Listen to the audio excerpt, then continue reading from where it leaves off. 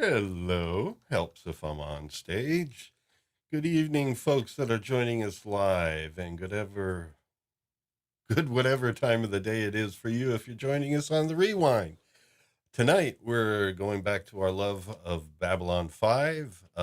We are creeping through season 1, and tonight we are going to be focusing on the episode called Mind War, which features Jason Ironheart, the telepath who goes beyond. And we'll be talking Psi Corps, Bester, and a lot of things Babylon 5. But really, it's a great night to focus on the concept of telepaths and what is this going beyond and so forth. So, very intriguing episode as we make our way through. So, anyway, I am going to introduce the panel tonight, and looks like I have the videos just about ready here. We're going to start off with this gentleman. We missed him last week, hot off of a feature on my wife's stream on Psyche Opera this afternoon. Please welcome Mike Gorley.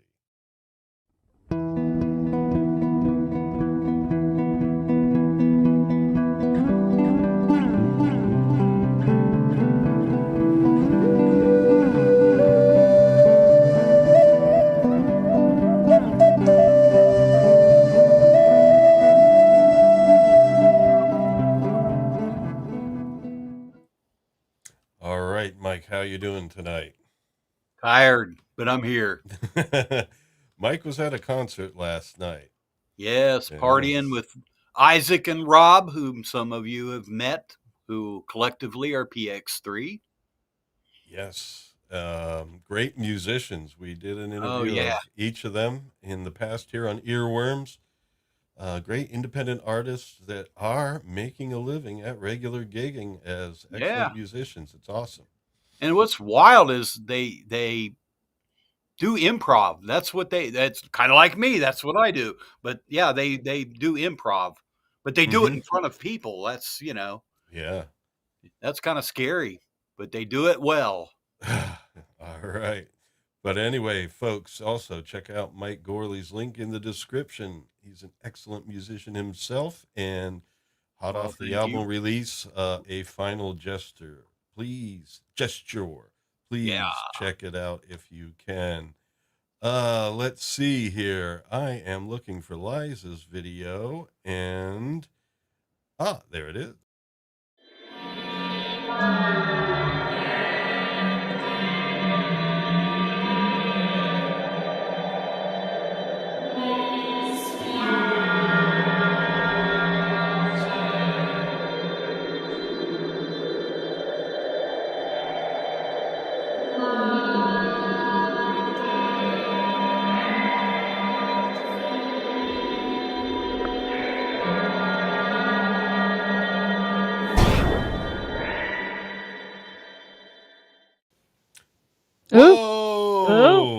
Almost double time. Why are you doing it again? Yes.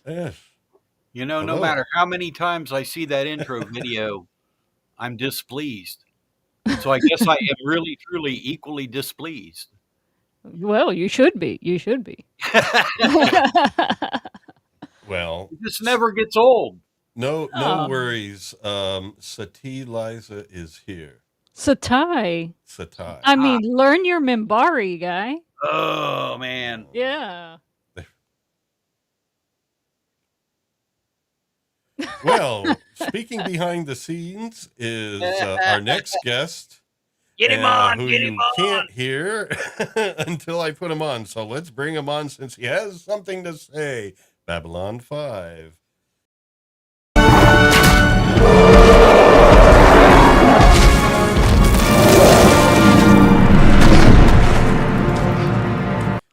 Please welcome the archer known as Colin. I keep forgetting that the backstage can't be heard.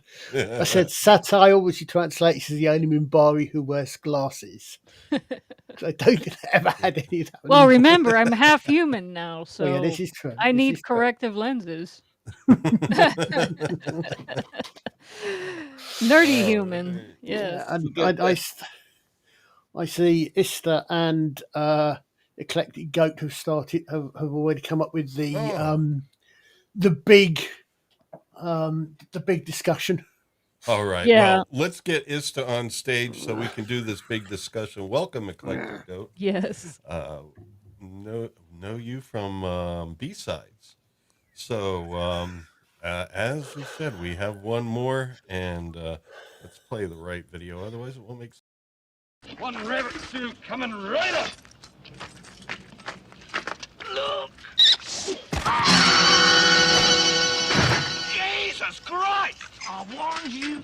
Hot from musings at Mr. Brown Alliance.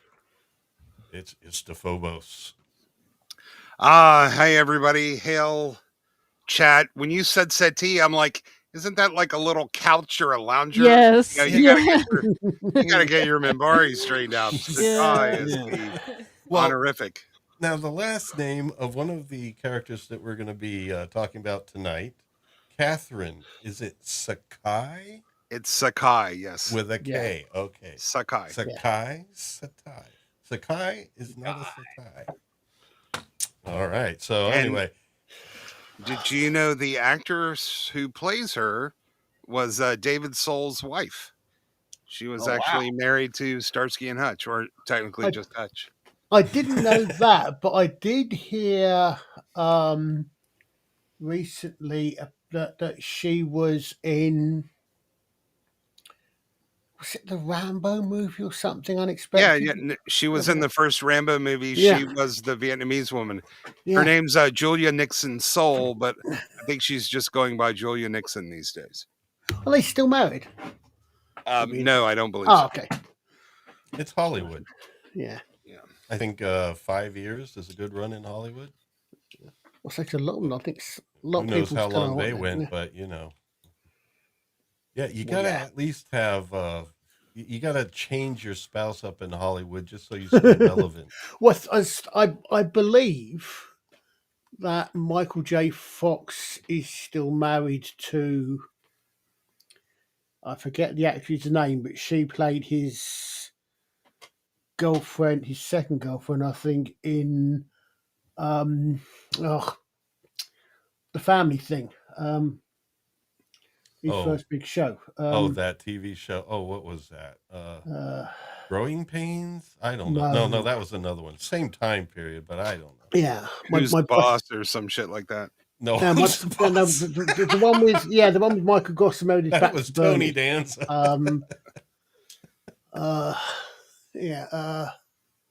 Family Ties. Yeah, there you go. Yeah, they were married for 6 years and they had one kid named China Soul. They're married from 87 to 93, during which, when she was making the show, they were married. All right. Okay. Lots of great information here. Now, is there any preliminary discussion? I think, Colin, you did mention there was something in the chat between Mr. Phobos and a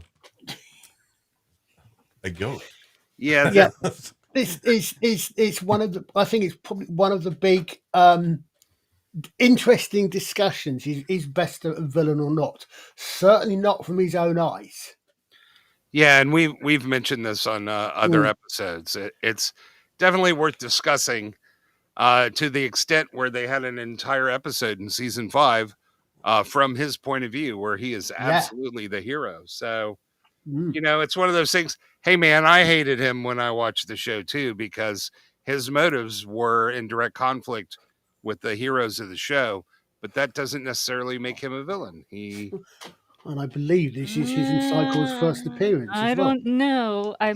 He was trying to liberate Psi Corps from the shadows. He had noticed their undue influence. Yeah, by them pretty much subjugating all normals. And by the way, that's us folks. Yeah, I think Psi Corps were the bad guys, but he was trying to stop Psi Corps from being those bad guys so they could be different kind of bad guys later. Yeah. Oh, yeah. Which he said, I mean, he's, as you refer to, he's telepaths. Yeah. So, I'm going to get into it. Yes. So again, an example of the great of Straczynski's great writing. Oh, yeah. Well, I mean, all the characters had a little bit of good, a little bit of bad, but varying amounts of each. So, you had some good elements in Bester, but you had a lot of bad elements in him. But, even John Sheridan later on, great hero, he had some failings, and many of Oh, those yeah. were Yeah. regarding the telepaths later. One of my few criticisms of the show, getting a little bit ahead, is kind of how crappy everyone was treating Lita up until the point Mhm. where she Yeah. deserved it. Except for Zach, but she didn't Yeah. give him a Yeah. Yeah, she Um, didn't give him the time of day. She Yeah. didn't get a sniff. I mean, again, looking even further ahead, that's one of the things that I think I was saying to Mike earlier on about, because we're thinking about doing Day of the Dead.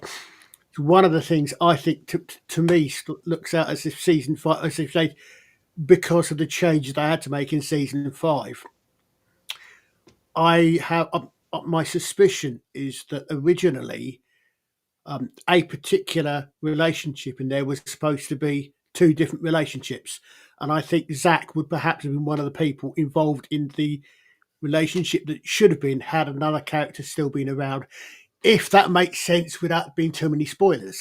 Yes, I'm the twi- Quickstick Goat did mention there something else. That actually was an episode where there was a little bit of an allegiance between Bester and the command staff on Babylon 5. Yeah, I That's wonder when- why they didn't expand on that. Why Well, didn't they didn't follow up on that? It just happened, and then that was it. Yeah, during the war, Bester didn't really take part, but Yeah, he was But- supposed to be a big ally. Supposedly, the way that they ended that episode, it sounded like he was going to become an ally of Babylon 5, or at least the crew of Babylon 5, and they just dropped that. I don't yeah, know I guess they why. didn't find a way to work him in. Oh, But I maybe a mean, couple- Well, one of the things was the accelerated conclusion when they thought they only had 4 seasons and they weren't Yeah. really able to work him back into. hmm. He was one of the actors that actually did other stuff. So once he's Yeah. like off the schedule, they can't necessarily yeah, but bring him that back. would have been that allegiance was for the Shadow War, so it would have been during the Shadow War in the first, at least by the first part of season 4, and then of course right after that, because of what was done to Mr. Garibaldi, Bester's all bad Yeah. guy again. Yeah, and all of season 4 got compressed and accelerated though. Yeah. So Yeah. It's the might know more of this than I do, but as far as I'm aware,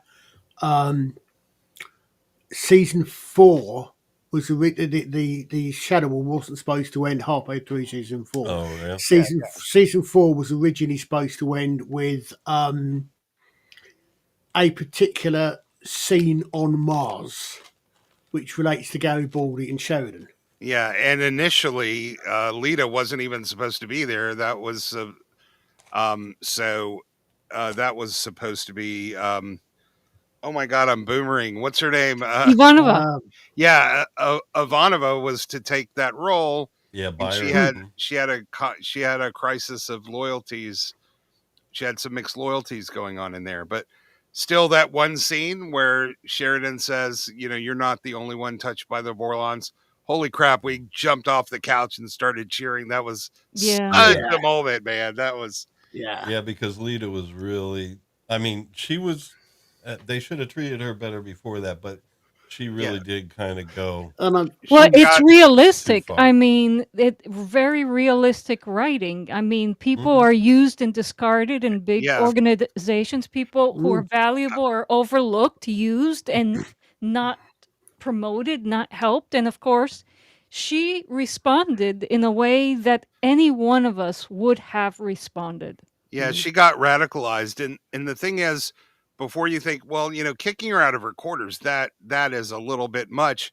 Except they set that up by kicking the officers out of their quarters in season 1, and or actually season 2, and then they had to do a little bit of accounting magic. So, But no accounting magic was done for Lita, who was helping them in the war, and she volunteered for the Zaha Doom scanning mission and yeah, other but things. she fucked them over with that though too, and that thing had incredible.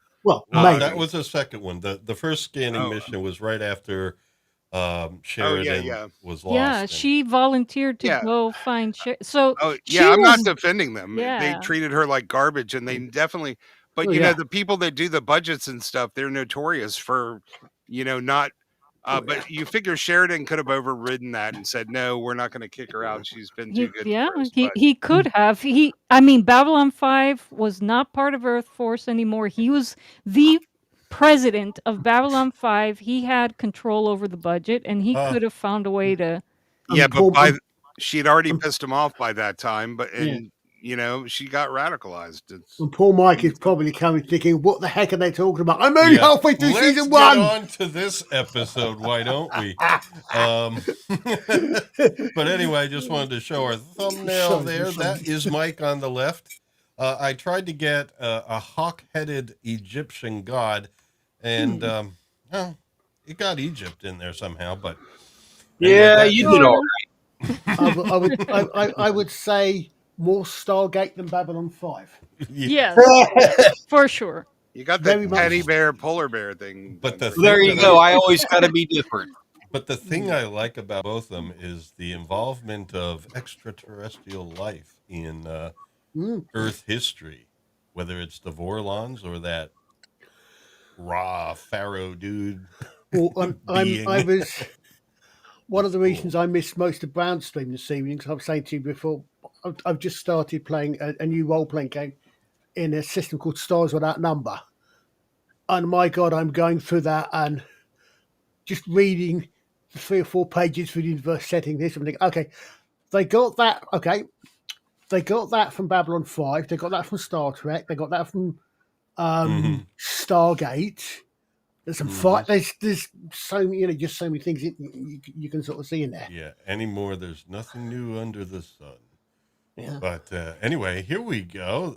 These are the episodes we are missing because we did first one, season 1, episode 1. We did Soul Hunter, which was episode 2, but we are skipping over the Adira episode. Into the purple. Yeah, I thought maybe you had the wrong thumbnail, or I'm like, that isn't mine more. No, we're I don't skipping care. this, but we are noting it. We noting that it. I'm quite happened. happy to look at Fabiana Udenio, even if she has got a ball cap on. I'm quite happy. No, she looked quite fetching. One of these days we should have bald science fiction women of Gavin. all time, and Gavin, best spaceship ever. all right. I know. Well, there spaceship. we go. There she is with A1 Malari, lives. and Malari frees her and gets her out of her Sorry. problems, and she goes off on her own to find herself. But when she comes back, she doesn't quite make it. Yeah, But how anyway. good a spaceship can it be if half the people who own one are playing with it backwards? That's all. Yep. And then this is another episode that we're skipping over. It's called Infection. And unfortunately for Colin, because he does like the actor there on the left. Ilya Kuryakin. Exactly. Yeah. And Ilya Kuryakin and Ducky. he brought a relic from another planet or something like that. And it turned out to be, well, it was ancient technology stuff. And it became a soldier and programmed. A doomsday weapon. Yes, a doomsday weapon programmed with a purity in mind, but no one's ever truly pure. Yeah. But anyway, they find that out, and there's a struggle there. We get to know some more backstory about the Doctor, because this is only episode 4, and we're still getting to know the characters. So we get to know Stephen Alexander better, too. Given that it was made in 1993, superbly written story, superbly written thought about purity, racism, or other identity, other identitarian going too fast. Yeah. Yeah. Where basically the planet wiped themselves out because they weren't pure enough for their own vision. And these doomsday weapons basically wiped them out. This is one that's left. But fortunately, Commander Sinclair has the wherewithal and the smarts to basically get this being to face its own, shall we say, bad programming.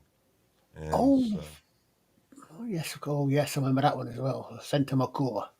Yeah, I'm trying to remember if this was no, this was the next episode. Yeah.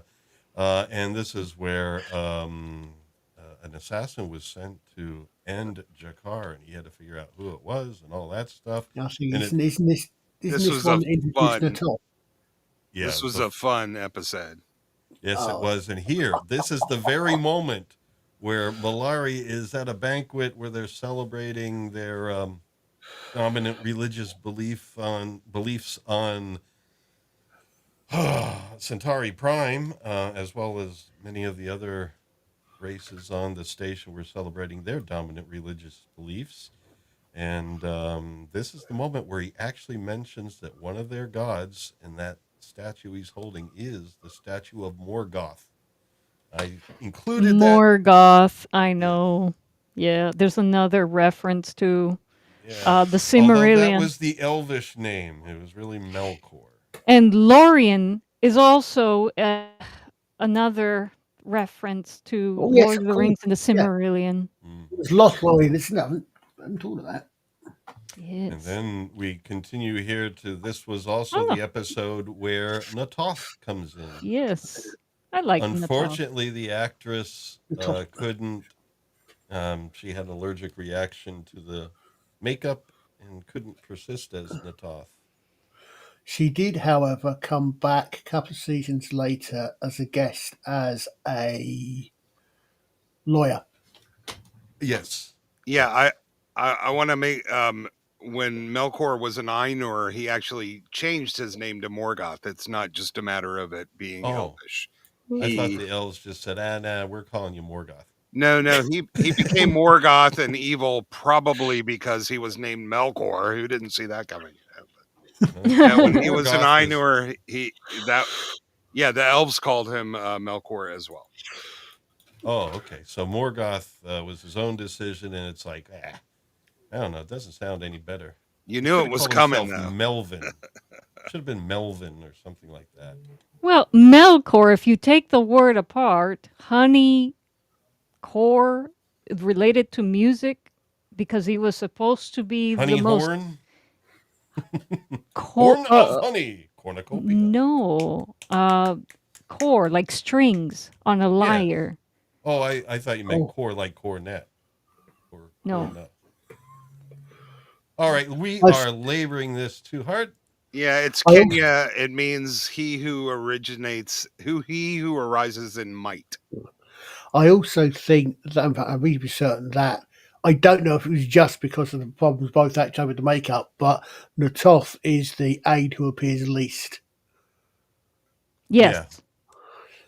Yeah, probably, and it wasn't. It was just that season 1. I agree with Gavin. The original Natoth was better. Oh yeah, later they had one that didn't talk much at all, and yeah, that's 8 hours in the makeup chair with a call starting at 3:30 in the morning. Though, like I couldn't even imagine. Yeah. Well, this was also a stint in the makeup chair. Yeah. So Delenn, this is where they had their dominant religious festival thing, and it turned out to be something that had two meanings. It was a something ritual. What was it? Well, one thing is it doubled as a wedding ritual, even though, who got married there? But its other meaning was a purification ritual, I believe. Yes. Yeah. And of course, that was part of when Sinclair was intended to be on for all 5 years.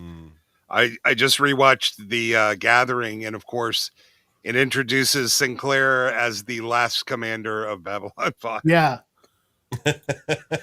I know. Well, Sheridan was a captain.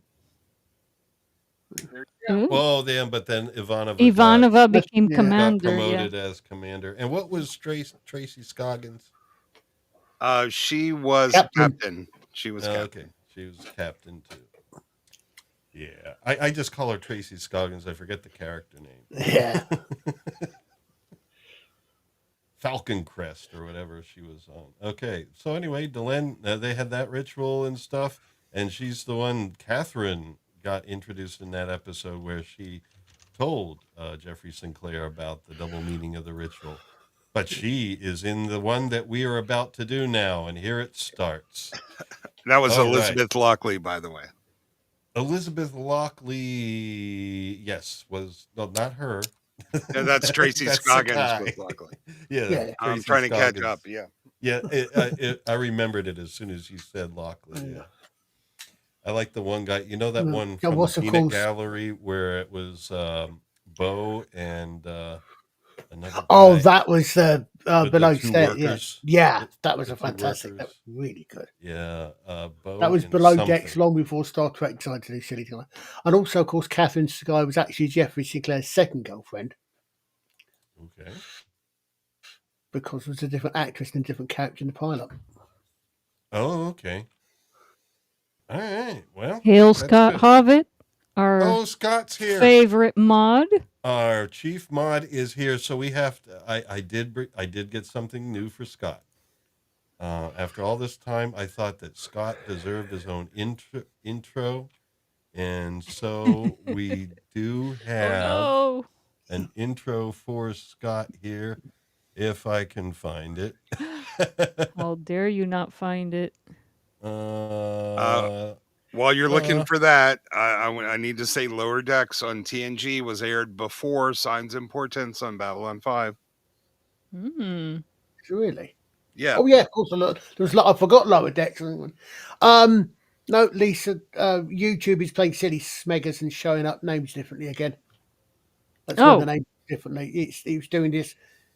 It's come back to doing weird things and showing. So it's showing that. I think what it's doing is it's showing the name of your channel rather than the login name.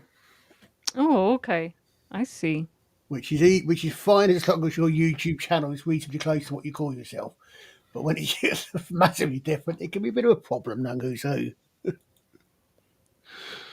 Okay, it looks like it is here. It was just okay. You found out it? of order, I think.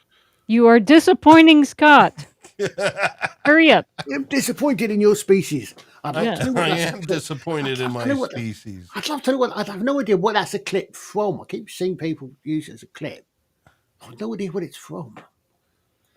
Yeah, you can go in and change your screen name and your channel name. The channel name has to be unique, but you could make it closer to the screen name you want to use if you go into your channel settings. Yeah. Here we go, folks. Woohoo. From the great white north, please welcome in the chat our chief mod, Scott Hobbit. And here we go. Eat my shorts. That was worth it, was it not? Scott. For joining us. Okay, I thought we were behind, but wow, we really made up for some time, didn't we? Oh yeah. Don't worry. All right. All right. So anyway, we must have fallen through the time warp in let's get on to this episode we keep speaking of. Yeah, the Black Omega. Oh yes. Yes, the Black Omega people. It turned out to be Psi Corps. I guess it's like a really elite force in Psi Corps. Yeah, this is the first time we see the Black Omega fighters, and at this point, they don't know that every Psi Corps person is trained as a pilot. Yeah. Mm-hmm. And basically, Black Omega is an elite force within Psi Corps, and then we have here this ship that they seem to be after, and got a few shots here of the ship. As you see, it's starting to glow, and then it really glows, and then it just goes away. So the audience is left with a mystery as to what's going on with that ship. And then it just seems to go somewhere else. But it doesn't look like hyperspace or anything like that. But, it just goes somewhere else. And then a scene change.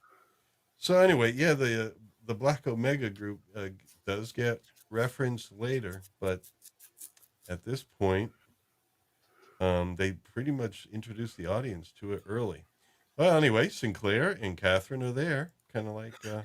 have we skipped the first episode where she appears, or is this the first episode she appears in? This is the second. The first episode she appeared in was, I think, the previous one with the dominant religious beliefs. Right. Yeah, because I know she started off where they've been apart and they kept coming and going, but obviously they're staying back together here Oh from the yeah, start. they had an on again, off again relationship in the past, full of wild passions. But she has her career and he has his career, and you know how that Mm. goes. Is there any way that you could kind of bring yourselves together when you're not careering? Okay, so anyway, Unlike Lita, we do actually find out what happens to her in the end. Yeah, this is the first episode where the one previous where he didn't see is when Jakar sort of saves her ass, and it was good to see. Yeah. this is the one where he saves her ass. Oh, is it this one? The first episode, she's just there and they reconnect after time. She's getting her business deal, and at the same time they're having the religious belief celebrations. And I think Jakar was also, having to deal with an assassin all Oh in one yeah. episode. I just remember being glad that she showed up again, like that she was going to be recurring, because at this point we hadn't had much of that. Yep. And no, it was good. Good actress and a good part. And so they're together now. They're trying again, and she's got to go deal with some business thing. He says, "Be careful. That's a mega corp." And she's like, "I can handle this." And yeah, it was just the other aspect of the trip that was kind of rough. So anyway, that's how that starts off. And then what's going on here? I don't know. That's Ironheart ship arriving. And there we have Jason Ironheart. Oh man, I need to look up the actor's name again. I tried to remember it last night and I forgot. It's William Allen something. Oh, not the guy I was thinking. Does anyone want to do a quick Googling of? Yeah, William Allen Young, right? William Allen Young. Yes. That's just from him. And at this point, we're not quite used to the fact that all the megacores in Earth are like super evil. We don't really realize that yet. Yeah. Right. Yeah.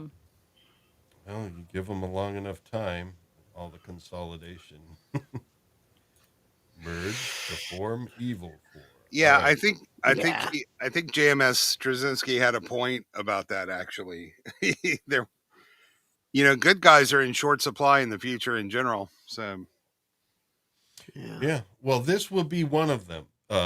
One thing you'll see about this is you'll see what the Psi Corps tried to do, but whether he was not a good guy to start or not, he basically found, I guess, a strong sense of morality that he realized what the powers he was gaining were powers that humanity were not ready for, and he needed to go away from humanity, as we'll see. But anyway, very good actor. He played the role well. So as we continue, we just see him come on board, and so we know that ship was him, and some mystery surrounding it. And then we have Talia and one of the Megacorp guys getting on an elevator, and he's asking her about, the Psi Corps and things, and, about scanning. Don't you hear other people's thoughts? She's like, yeah, you can, but you learn to block it out and only go in when invited or, the rules allow. And, but, strong emotions can be sensed. And there's some strong emotions behind her there from Mr. Garibaldi. He starts emitting more of those strong emotions, and she starts feeling what he's emitting, and then she kicks him, and he gets a bit of a grimace there. And our first video. Now, folks, if you haven't joined us before, we have to keep these video clips rather short, and I found it has to be really short because there was like some weeks where just playing some incidental music and video at the same time got the stream blocked afterwards, and so I had to cut those out, and it takes a couple hours to do that, and so it's a little bit of a pain in the ass, so I had to keep them real short this time. So here we go. Here's the clip that I've selected for our pleasure this evening for one of them. Let's see what happens here. Blue 14.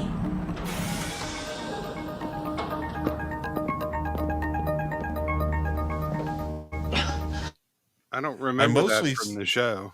I mostly say, yeah, she had kicked him, and I mostly played that because. Oh, I thought she elbowed him. Well, maybe you couldn't really see. It just hurt, whatever it was. She And dug after this, he something- does something. deliver the line, "I think I'm in love." So Which he is had been eyeing her up before that, but in this episode is where it seems to become somewhat declared, and then the elevator is he uses that as a way to. I never got whether he was just messing with her or he was trying to get to her heart by being silly. Not I think sure. both.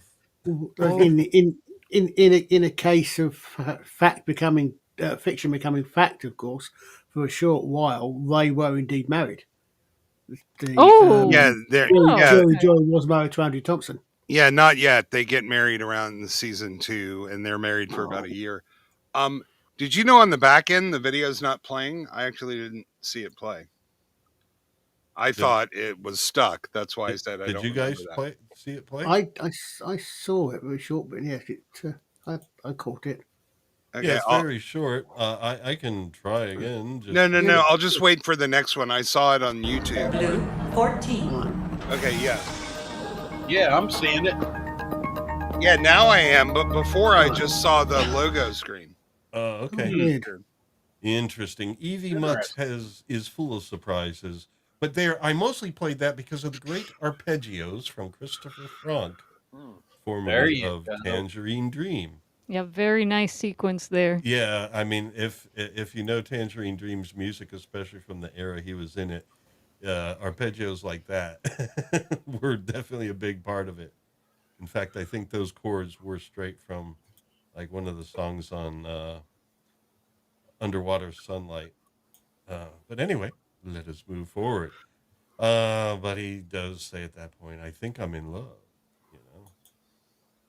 because I don't know. She's got good defenses. Ooh. Now, here is just your standard security guard doing an entrance, and this is the first time we see Honest Bester, Alfred Bester, and this lady, I forget her name, but it doesn't matter because she's not on the show long. No, she's not. Yeah, she deserved getting vaporized. Yes. So anyway, they enter, and the interesting thing here is they show their identities there, and we get to see the Psi Corps logo. But this security guard said, "I haven't seen Psi Cops before," and the thing is, they're not talking. The whole time they weren't talking; they were just like communicating through telepathy. And I didn't include a closing slide of them at the end, but they were talking through their minds. But this guy was talking with his mouth, so it was kind of interesting. So that's when the audience got to see, oh, Walter Koenig. Wow. One of the biggest wastes I've ever seen of appearances. About the time that Babylon 5 was on, there was a science fiction quiz show in the UK called Space Cadets, and Claudia Christian was one of the team captains. Okay. And one week they had Claudia Christian, Walter Koenig guest starred. And not once in the entire thing, everything they talked with Koenig, it was always Star Trek. Oh. Not once did they make a reference to Babylon 5. But she even was though there Babylon though, 5 was on at the too, time. right? Yeah, Claudia Christian. Yeah, Claudia Christian, if I remember right, was one of the team captains. It was three, team captain and two guests. Yeah. Greg Proops, I think, was the question master. But I remember they had that, and on one episode they had both Claudia Christian and Walter Koenig on, and not once did they reference Walter Koenig on Babylon 5, which I thought was almost as big a waste as not putting the big three together in Star Wars and never having the War Doctor and the War Master together when you could have John Hurt playing off of Derek Jacobi. Oh.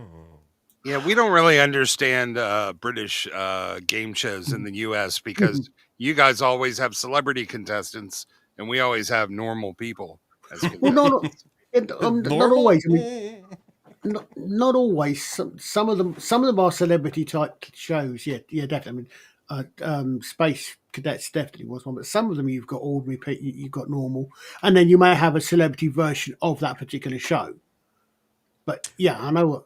Well, look forward to one of our future episodes called UK Game Shows. Right now, we're going to go Cool back to beans. How about we Babylon 5. never did that, You gave him an idea, Colin. No, I was actually joking there. Well, it's all Oh, right. you I would, if you one of the things like that, I would just refer you to older videos on another channel which did a lot of comparisons between American and British TV shows. A Okay. show called FFSI. Okay, yeah. That's a channel you participate with, right? Correct. Yes. All right. we'll Link start is in the description, folks. So, Oh, What shameless we plug started off there. yes. Hey, we're all about shameless plugs here. I Please, was more gonna say, plugs. sorry. I was Okay, we gonna need to say, make up is there some any other time kind here. of plug? We need to make up a little bit of time here. Is there any Uh, other kind of plug? There isn't. There isn't. It I is did the plug only you type. earlier, Mike. You have been plugged. Oh yeah, Istaphobos is doing some expose videos on James Gunn. His link is in the description too. I wish you would have So come you up can check with this one on as out. like you've been plugged, but I've just taken a sip of coffee. Okay. All plugged up. Now, here we are. They're sitting down at the table here. Basically, what's her name? Catherine is negotiating with Megacorp Guy, some actor that probably played on Murder, She Wrote at some point. And that is Talia there. Telepaths serve in these situations where they can help to tell whether people are lying when doing contractual negotiations and so forth. I don't And think it's the same basically, actor, but he looks very like the guy that played Jinxo in Grail. Jinxo. Yeah, sort of. He Well, kind of no, looks it's a like different actor. he's not as Yeah, Jinxo. fr- that's what I said. I don't think he's the same. He looks very like him though. he's not as frumpy. Yeah. Oh. Jinxo's kind of like, oh man, I can't do that, you know. Or But lucky. I watched that episode for the guy who was in Star Trek 5. What was his name? David Warner. Yes. R.I.P. David Warner. yeah. Best doctor that never was. Servant of the Apart from- MCP. And Apart from- so here we go. This is Catherine. Basically, she was asked, you can't talk about this to anybody, even Commander Sinclair. And she's like, that's my personal life. And he's like, no, we all have our things in this negotiation that we got to argue for and so forth. And that's one of the stipulations. And she's like, okay. She's not going to tell Jeffrey Sinclair about anything. Well, she wasn't complaining. She was complaining because how dare he assume that she would tell her significant other about her, her business stuff, that she is a professional too. That's what she was complaining about. It's like, I'm a professional. I'm not going to give away your secrets. Well, I was just saying that what I felt the complaint was just that that's my personal life. That's like a no-go territory, bringing it up, type of thing. But he's like, no, I had to bring it up. And then Talia is like, no, she's telling the truth. So basically, the guy doesn't have to worry. But everything's good anyway. I wonder what Talia was scanning from him. I don't know. I guess she doesn't feel like she has, or maybe she's not obliged to scan the person who hired her. well, maybe. Or at this point, yeah, I guess so. Maybe he hired her. It all happened fast.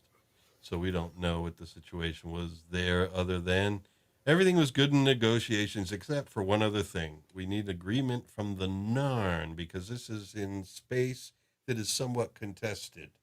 And Jakar stops by and gives an interesting look. All that makeup time just for him to come in and give a look. Fortunately, his other scenes were filmed afterwards, I'm sure. All right. And what do we have here? Yes, this is where this guy brings the Psi Cops by, and Sinclair's in his office, and they start doing the think talk again.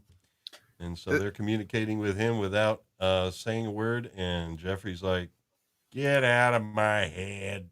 Because they were breaking the rules. They are not supposed to do that. Mhm. Yeah, this is hard to watch once you've seen the first season.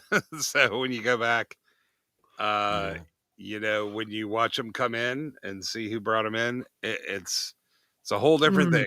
Yeah. Yeah. The guy who shot Garibaldi. Oh, Mike Well, hasn't seen that yet. I wasn't going to say that. That was the whole point. Listen, of me- guys, do you think anyone who isn't already a Babylon 5 Mike. fan watching Mike? this? Mike? Really? No, but they might watch it on the replay. That's the thing. That's why we They'll- do they'll- spoilers. They'll watch it again regardless. I mean, how many times have we... I mean, we've memorized lines, Lawrence. Come on. You couldn't wait till after I go to bed, huh? yeah, Mike has to have. I've already We're stayed talking longer. about a photo shoot, I Mike. should have left at 9. Oh, Yes, no, Mike hasn't up. seen up for the season one. All right, I'll do you a favor. I'll go to bed now. Oh, no, Mike, don't leave. Aw. No, I really do. I got to get up early and I'm Oh, tired. okay. And you're All right. revealing stuff, man. What? Oh. You know, we talked about this before it started. Sometimes I guess thank God for that short-term memory thing. I've got that, CRS. Can't remember shit. I got that We never- CRS. Anyway, guys, Lawrence, let me know what we're doing later in the week. All right, I will do so, sir. All right. Oh, I you do guys wanna- are horrible. I do want to Gavin. reference a chat here that I see. I'm sorry, chat, because when the chats flash up on the screen that Liza puts up, my slideshow controls are right on top of them, so I a lot of times can't read them. But yes, Eclectic Goat did point out the thing about we never see the telepaths scan the people who hired them. One difference, well, it wasn't really a hiring, but the guy that came to investigate Sinclair because of his own mission, his own designs. Remember, he brought a telepath with him. The Yeah. actor who also Wayoon. played Brunt and Wayoon, Yes. Yeah. Deep Jeffrey Space Nine. Remember, that guy took upon himself, the telepath did, to scan. I guess it was a colonel. Colonel Thank you. Clegg or something like that. But yes, that was one time when a telepath did turn around Bend and something. scan. Yeah. But anyway, let's get back to this episode. And so here we are. They're talking without saying anything. And it pisses them off. But they say, you know, we have expanded privileges now in such situations. And they start laying it on little by little, not telling the whole truth, that they're there to find somebody. And it's somebody that's a real threat to the station. And then we have a little cutaway to this scene where this lady is basically renting a place to, who we'll find out later, is Jason Ironheart. And he has a nice synthesizer there behind him over his right shoulder. It looks kind of like one. I think I got a better shot of it here just to see. But there we go. I wasn't trying to get her really, more the synthesizer behind her. And yeah, it looks like knobs. I think it's a synth. I don't know. But whatever Actually, it it is. also looks a little bit like Jakar's armor. It does. No, it really does. Now the- that you the mention it, pattern. yes. Yeah. Yeah. Oh, right, Mr. B. Good night, Mr. Brown. Yes, there's a link in the description. If there's Part-timers. anybody here at all that has not visited Mr. Brown Alliance, please do so. I'm sure most of you have found us through Mr. Brown Alliance, but those of you who haven't, here it is on the rewind. Please check out his channel every Sunday night before the stream is Musings, where all the current goings on in Hollywood are divulged, even the top secret stuff that many of us should not know. How about that for a selling point? Okay.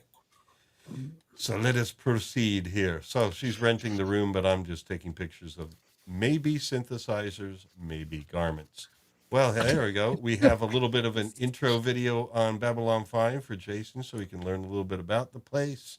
And meanwhile, while that happens, he decides to have a drink of water and then he starts shaking and he starts feeling something. And the lamp starts swinging back and forth as he grips his temples.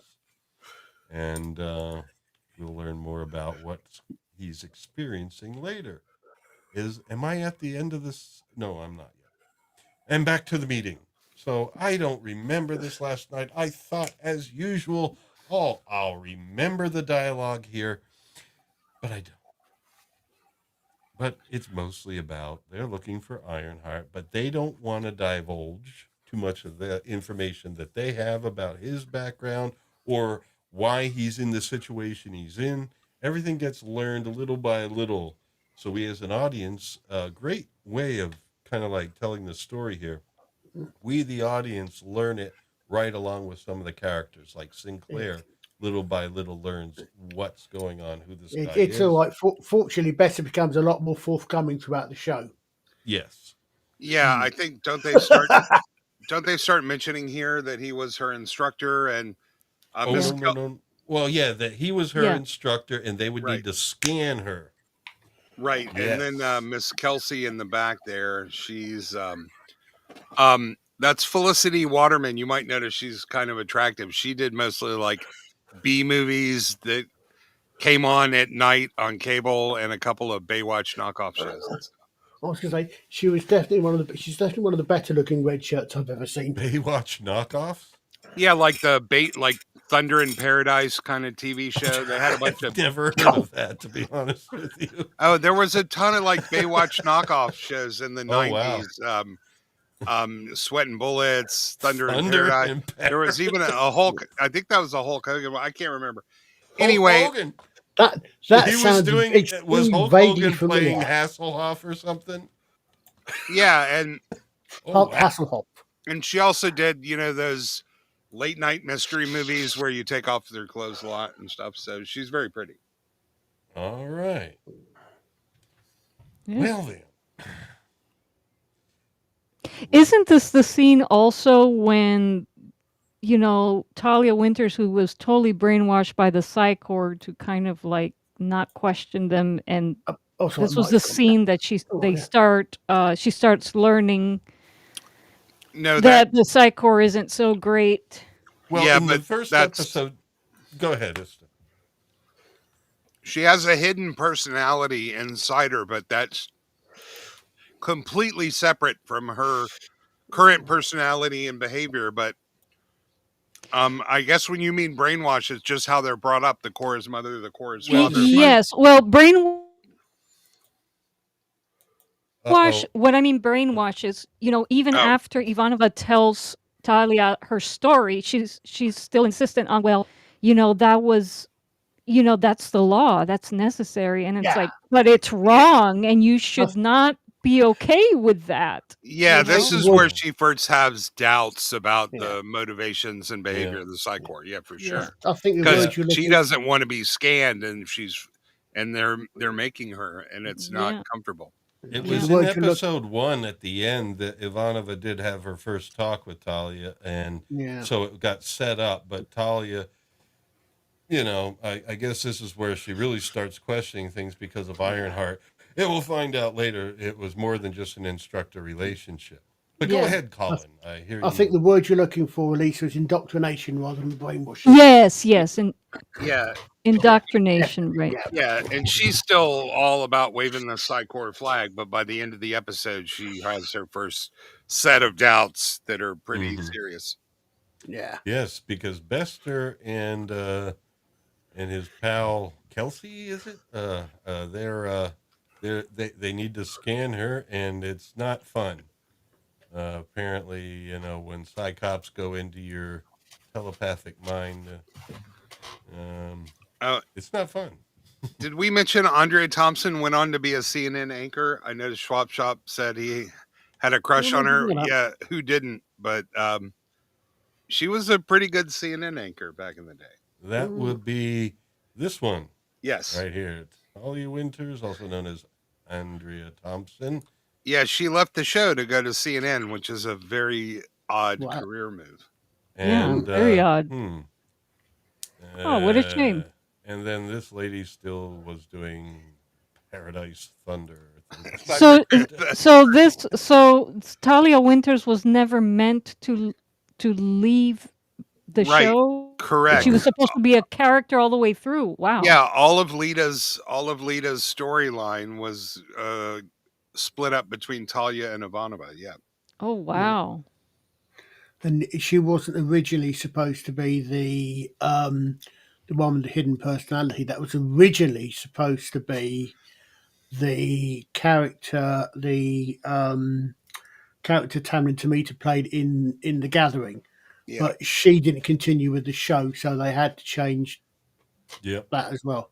All right, I know we're usually, as usual, running behind, but since you seem obsessed with this, Terry Hulk Hogan stars as RJ Hurricane Spencer, who is an ex-Navy SEAL and confirmed bachelor struggling to make ends meet. And in order to save his superboat, the Thunder, he is forced into a marriage of convenience with the snobby Megan Whitaker. When Megan gets kidnapped, it's up to Spencer and his partner Brew to save the day. Okay. And this is called Thunder in Paradise. Yes, I don't believe it's something that should be missed. Is it a series? No, this is a movie, but there is a series that I think has a near identical name. That's why I got confused. So, well, I guess some night when I feel a little bit odd, I might give that a shot. We'll see if Tubi has it with a margarita. I see Swappers is still on Moonbase Alpha rather than Babylon 5. He's on the wrong station at the moment. Really? Yeah, because of his hair. Look, we will be checking back in with. Oh no, that's UFO. So we'll be checking back in with. So UFO, yeah, not as Space well as Space 1999. Same Moonbase. Check back in. Let's see. All right, so they're gonna scan her, and they said you could leave if you want, but no, Commander and at this point Lieutenant Ivanova are gonna stay there and just make sure they don't go too far, I think. And so they start scanning her, and everyone does all sorts of face acting and a little bit of hand stuff, a little bit of I'm grabbing your mind, I am crushing your head. When I first saw this, it was hard for me to get over Chekhov not having a Russian accent. Oh yeah. Yeah. It's like, where is your accent? That was very strange. Yes. I was waiting for nuclear vessels to happen somewhere. That would not have conveyed the whole Psi Cop persona very well. I know. It was just, he's Chekhov. And then at some point, you forget that he's Chekhov. And you start hating him. It's amazing. It's like he becomes best. Yeah. He becomes Bester. He's so good. I do not know your name. Until he turns around and starts calling Sheridan Captain Sheridan. Yep. Captain Sheridan. Yes. Awesome. Well, anyway, after they're done scanning her, and they're like, oh, she's telling the truth. She's looking rather worn out. And then Ivanova is the one that offers her a glass of water. So, nice little detail there, because Ivanova, of course, is the one that has a real problem with Psi Corps because of what happened to her mother. Okay, I've only actually just realised that Walter Koenig's two best-known characters are both named after writers, or both share the same name as writers. One is named after a writer, one at least shares the same name as a well-known Russian playwright. Oh yeah, Chekhov. And Best is actually named after Alfred Bester, the author. I'll also note Miss Kelsey is British. You don't get any hint of that, and she's known for her deep, sultry voice, and it's native British accent. Yeah, I could hear her accent in it. Oh, I thought she was U.S. It's worth looking up her filmography. She retired in 2000, but she was also in Baywatch Nights. which is another in Knots Landing.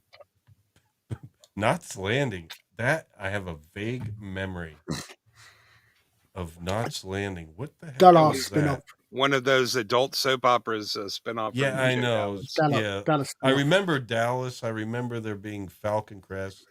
I don't remember much about them. You But had Dallas. I didn't watch it. My parents.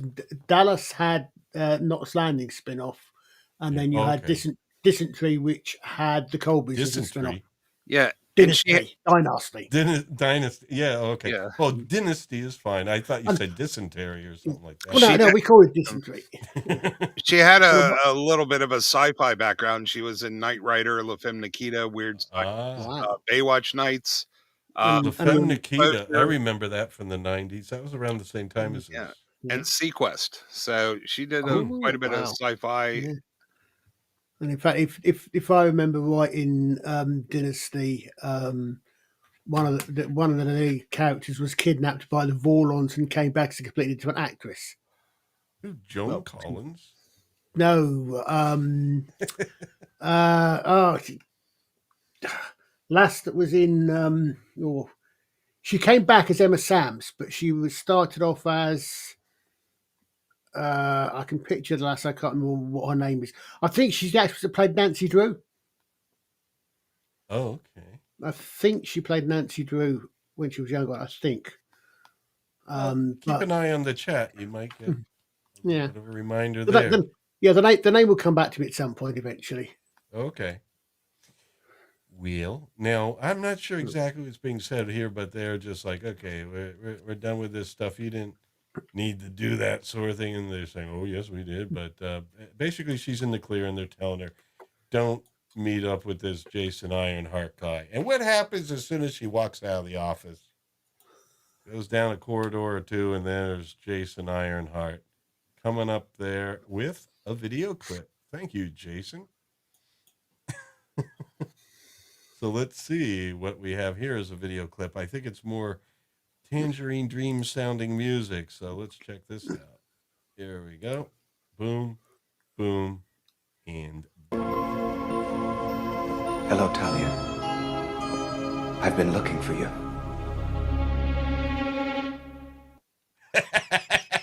I told you they're short. But that ding dong, ding dong. I don't know. I guess I'm really enjoyed the Tangerine Dream sounds. But anyway, we go on from there. Dramatic moment where he meets up with her, and then they have a talk here. She's like, I can't talk to you. And he's like, I understand, but I have things to explain. Basically, he starts explaining the story, his backstory, basically how he was treated with chemicals and all sorts of things to try and improve his psi rating. You know, they're basically trying to produce telekinetics.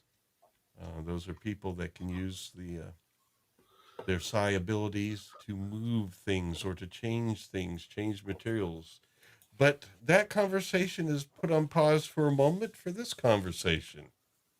That's where Catherine is talking to Jakar because he's like, no, he doesn't want her to go to that space. But she has connections with other Narns, so she says, I can get permission anyway. You just don't want me there because you Narns, you don't want, us to get those material resources. Since it's too far from Narn, you just don't want other people to have it out of spite. And it's like, what? Okay.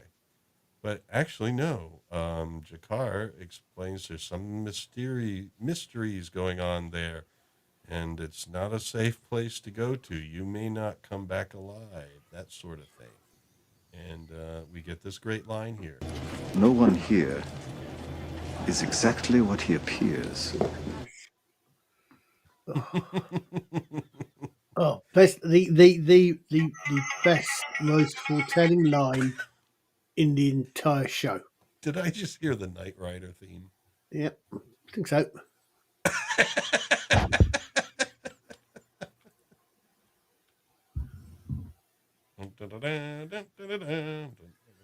That was my ringtone. I forgot to silence my phone. Don't worry.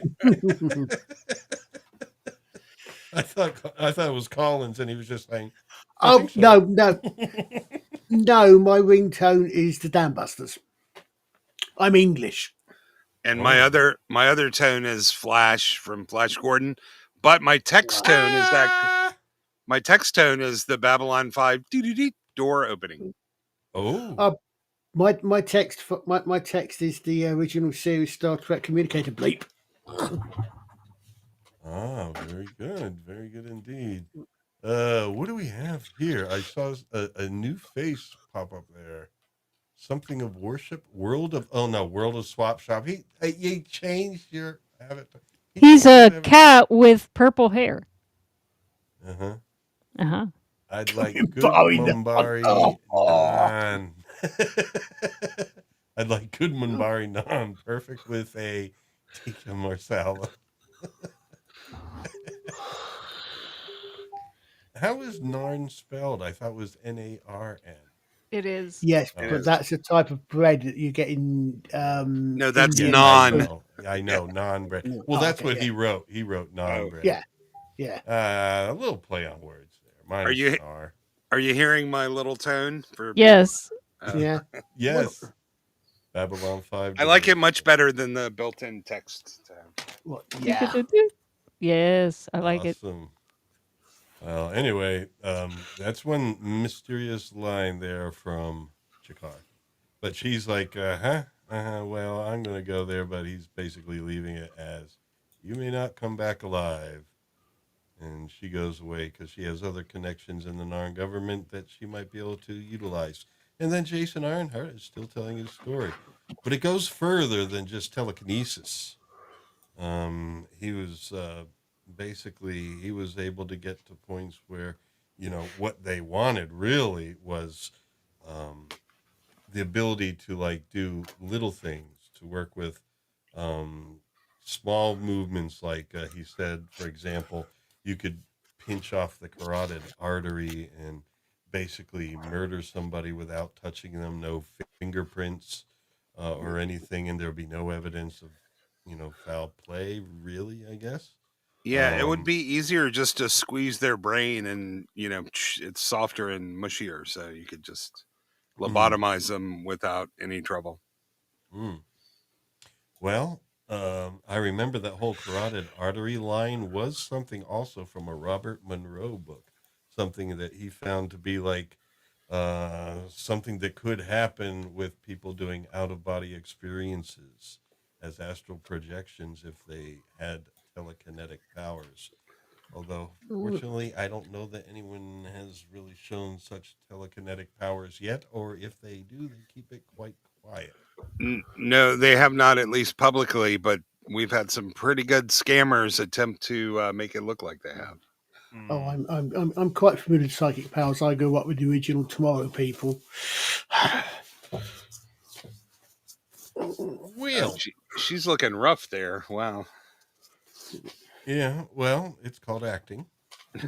Yeah. No, I'm saying it's good. She's Yeah. always so well put together. Usually, it's unusual to see her like this. No, and man, I thought I'd remember what they said, and I do not.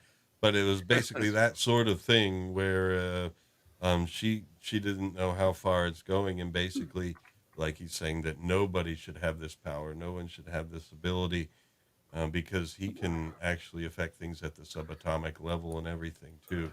And he started, as he calls it, becoming. And so, I mean, the great thing about it is they cut back and forth. And so you don't get his full explanation all at once. It comes little by little and you piece it together. Well, Done very that's well. that's another sort of a semi theme in there because I'm trying to remember. We haven't reached Deathstalker yet, have we? Because it's another where Deathstalker, no. Where it's the idea of you are not advanced enough yet to know these things. And some things you're not ready for this knowledge yet. Yeah. It comes back several more times. Well, Garibaldi has a little bit of info that there's about 50 different quarters that they could search because that's how many people have come in since a certain time period when something was found out. Whatever, I forget the details, but he did the research and found that there's been about 50 different ships that have come in that could possibly be him. And so, as he says that, this guy was able to detect it, and he comes in saying, "Okay, 50. That's not bad. That should save us some time." And then Garibaldi doesn't like the fact that he was doing that sneakily, and but Bester could read his mind and knew what Garibaldi was thinking, and he says, "Anatomically impossible, Mr. Garibaldi. But if you want to Yes. try it anytime." You're welcome to try anytime, anywhere. Yeah. Yeah. I did want to point out, it's one of my, I felt like Young's acting was a bit over the top melodramatic here, so I'm glad they split it up with Sinclair telling Garibaldi, "I want those guys off my station as soon as possible. Find this guy so you can make them go away." Mm-hmm. Yeah. He's thinking about the safety of the station. But there's some things that were being held back from him that he'll find out later. Oh, and there she is. Catherine's on her ship, heading on out. And she's got some nice gear around her here in this cockpit, and looking kind of good. Yes. It's the Jerry Anderson fan in me. Every time I'm looking for household objects like a lemon squeezer. It's a very esoteric Jerry Anderson reference for that one. Well, I think that could be like it could be a water heater back there. No, it's quite famous. There's in Thunderbirds in the bay for Thunderbird one of the props is actually literally a lemon squeezer repainted. I noticed whenever they have a prospector type or explorer, it doesn't matter what show it is, Pitch Black, the same thing. They always have like the overalls and all the metal loops and hooks. It's just like, I guess we're conditioned to see that kind of outfit and immediately think, prospector kind of thing. It's just funny. Yeah. She's got the same, but that's a little further back here, but yeah. Yeah, but she never leaves her ship. She wouldn't need, all that. She wouldn't need like a pickaxe and shit, So it's. Well, no, that's true, but might as well look the part. Otherwise, people.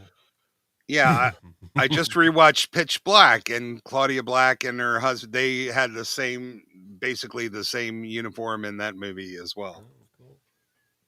Well, she's heading off to Sigma 957, who many of you will know. This Sigma 957 that they're talking about is later visited by Ivanova and Marcus in search of the first ones, where they meet some French Zog people. I require a Frazee class heavy fighter for a mission. Yes, he does. Yes. Good thing that awesome line. Good thing he cares about the situation. Well, the thing is, the way it's built up, of course, you think he's going to get her taken out. Oh yeah, because from like the first episode that he and Sinclair had that argument where that he threatened Sinclair. Yeah. Had she been the one who ended up in Zahadum, there would have been like a love. What do you call a square between Delenn, Lanier, her coming back from Zahadum, and Sinclair. Yeah, this is actually the part where they talk about they didn't want big, they wanted small. Like, this is where the blood stops, the brain starves. Oh, okay. Yeah. Murder with no fingerprints. Yeah. Mm-hmm. Well, and there's the synthesizer back there as they talk about that. Yeah, so, okay. Yeah, it was little by little, and I forgot at which stage what happens. And, yeah, she's still looking, like suitably impressed with what he's saying. And then he does start having a bit of an episode here. Mindquake. Yeah. She's like, Mindquake. So yeah. Get the... Yeah, go ahead. I was saying, don't feel bad. I have the script out and opened. I'm following along. Oh, okay. Yeah, after me and my like, well, I forget what happened here. Let's just stare at it a bit. Yeah. And you're like, I better get the script. Yeah, I thought I would be a little helpful, but yeah, I have all the scripts for all the episodes. You Oh, are wow. fantastic. Super Are fan. they autographed? No. Oh, I do have some autograph pieces, but no, this is just no, not. Oh, you better get Bruce Boxleitner. He's still around. Unfortunately, many of the people from this show are no longer with us. Yeah, it didn't take long. It's one of those like Blade Runner where they talk about it being cursed. Blade Runner was cursed for companies like 2001. This is more cursed for actors. Like it was really bad, and it started really quickly after the show wrapped. Yeah. Like who was first? Was it Jerry Doyle or? No, I don't know. I could check that. While you, I got it. Unfortunately, I hit a key where I zoomed in way too much on the browser, so I need to. All right, there we go. Now I can see my screen again. All right. All right. So if you find any facts, that would be great to share with us. Man, Istophobos is really talented. Now we're still mind quaking here, and it looks like they sense out there. Sinclair and Bester like, what? Sense a disturbance in the force. Oh, sorry. They sense it. Richard Biggs, Stephen Franklin died at 44. Really? So young? Yeah. Didn't he self-terminate? Andreas Katselas was next. Oh, well, no. he at least made it into the early 2000s because he starred in an episode of Star Trek Enterprise. He made it in. He was in the. He was in the pilot for the aborted series of Legend of the Rangers. Yeah, Jeff Conway, Stephen First, Michael O'Hare, Mira Jeff Furlong. Conway.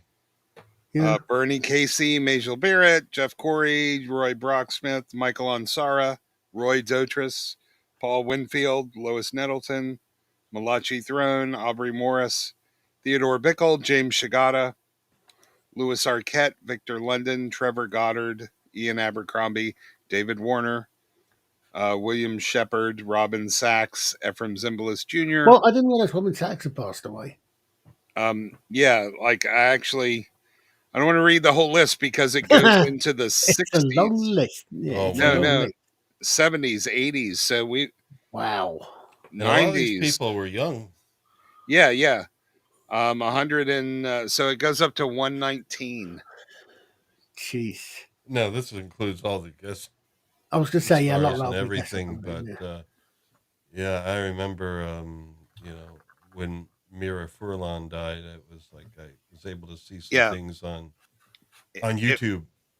It wasn't just the deaths. There were some personal crisis, terminal illnesses where they may have hung on a while, but it just seemed unduly tragic for such a small television show.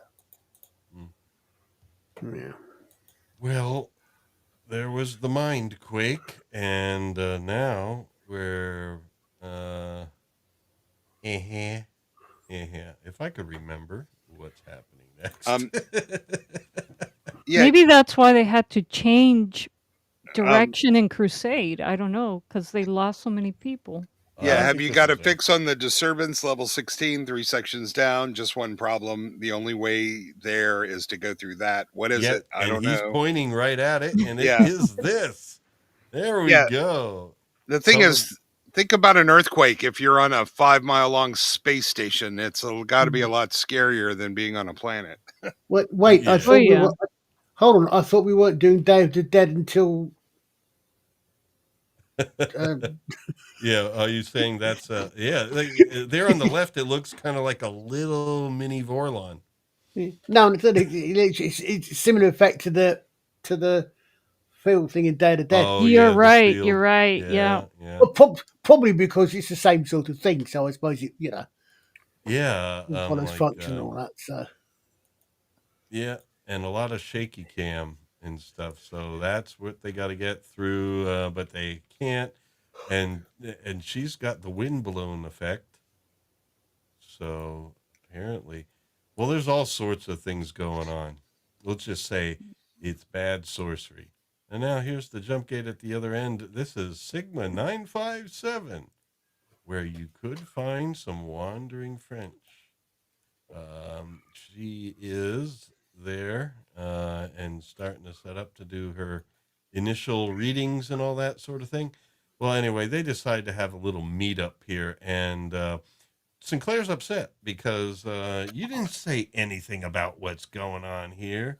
I mean, you didn't say anything about him having any powers and stuff like that. And this is where one of the best lines he has.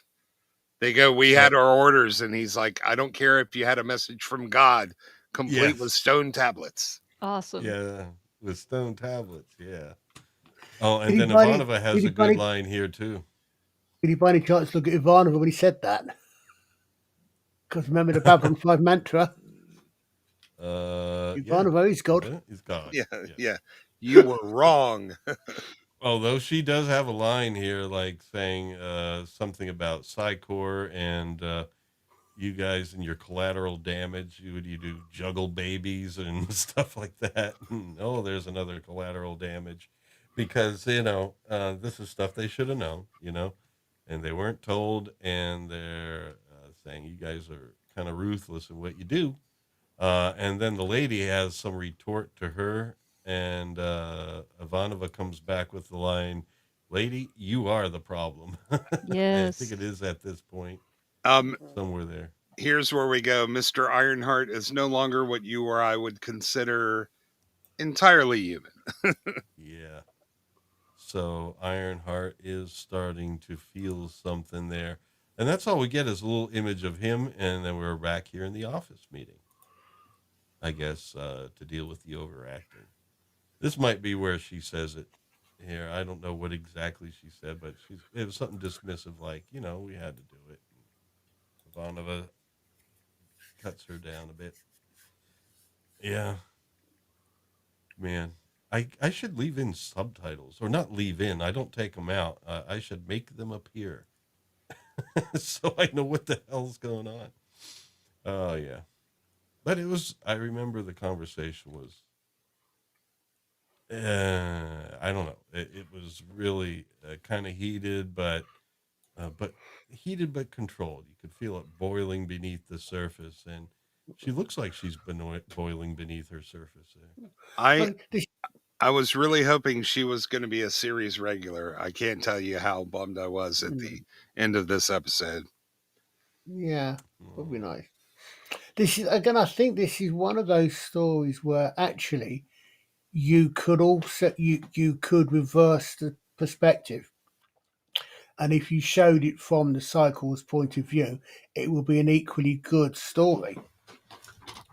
Because I think there's a point. I think there's a thing later on at one point where Bester says about you don't see the threats that we stop because you never hit about because we stop them and things like that. And this is that. I mean, Ironheart is, from a certain point of view, Honor is a potential threat. Yes, but the thing is, their intentions to begin with were to make him into a weapon. But then he says you don't want other governments getting control of this. That's another. Yeah. No. Oh yeah, I mean obviously. I mean, you don't want the Earth government. Yeah, when you watch the whole show, you realize the Psi Corps is behind all of the freaking disasters, whether it's dust or this or. Oh yeah. All of their experimental section has been a mess. Yeah. Ivanova's line is so appropriate. You are the situation. Yeah, what do you do in your spare time, juggle babies? Oh, yeah. There's another collateral damage. But, yeah, it's Black Ops, basically, is what they do. And it almost always gets out of hand. And Whoa, Swap Shop is right. Isn't there a new series called Ironheart? Heard about it? Is it a series? That has nothing to do with Jason Ironheart. I know, but Swap Shop was like, wait a second, I thought we were talking about B5, and I was thinking, wait, wasn't Mr. Brown talking about something Ironheart, or was it Platoon? I don't remember. Platoon. It was Yeah. Platoon. Yeah, the There's little Platoon also reviewed that. there's also Swap an old Shop. Val Kilmer movie called Ironheart. Ah. What was Oh. they? Swap Shop. Way to bring the tone down. What was the Val Kilmer Ironheart about? It was based on the FBI murders in Ogalla, the Indian Oh. reservation. Oh, okay. Oh, Yeah, wow, now I wow. remember that. Yeah. Yeah, it was a definitely fictionalized account. But seeing Val Kilmer and Sam Shepard in a buddy movie was kind of cool because Yeah. I always liked him. And I like shape shifting. Mm-hmm. Oh yeah. All right. So anyway, what's going on here? Yes, that is a long skirt. You know, Yeah, it this looks is like where it's I'm no. There is no more Jason. I'm something else. yeah. And the whole, yeah, I didn't like the guy, man. What can I say? Oh no, I thought he was all I right. liked the story and the idea, but he was so over the top acting. It just chafed me. But when you're about to become, you feel kind of like that. Yeah, excuses. I think if you're evolving to a higher state of being, you wouldn't have to rely on overacting. Okay. Oh, Well, William anyway, Shatner made it work. I think he gets a raw deal about that. It's William Shatner's impersonators were the ones overacting. He never You're saying that really overacted. William Shatner overacts. I don't know. I thought the con scene was pretty dramatic. I mean, but it fit. Yeah, but it was like 2 or 3 words. Yeah, he didn't go on these long ass monologues about No, next thing you'll be saying that Brian Blessed overacts. Well, the actors don't write the script, so if it's a long monologue. But anyway, she's sensing the membrane Robot. here, and then it. Oh, is Robot in the chat? Robots yelling in the sky, "Con!"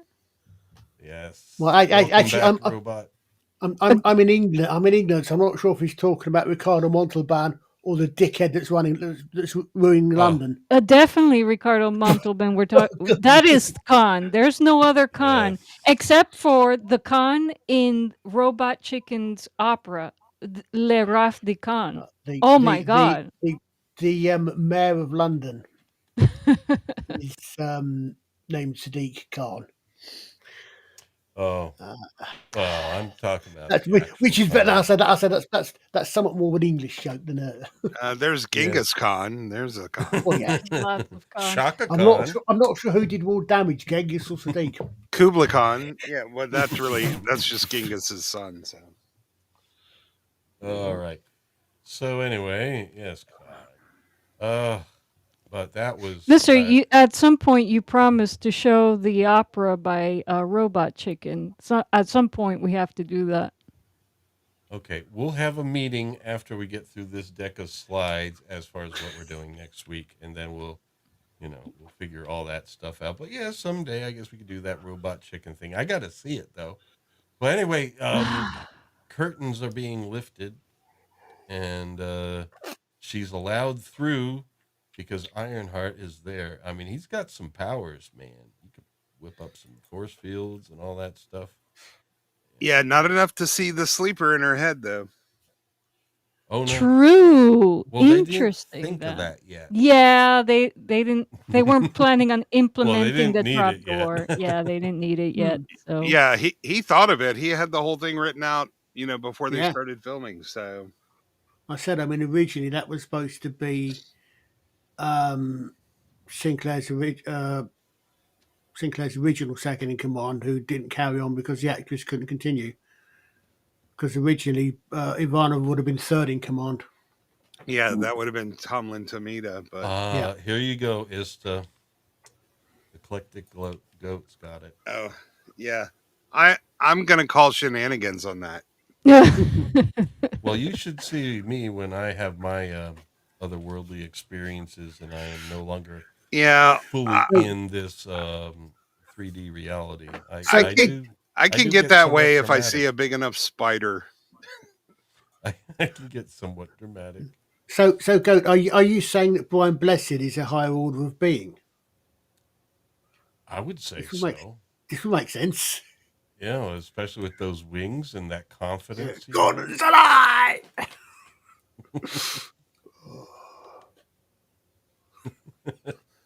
All right, so I forget it all here, but it is like, oh yeah, their emotional stuff because they had a relationship that was even stronger. Basically, he came here to see her because he thought that might help. You know, How many relationships did Talia actually have?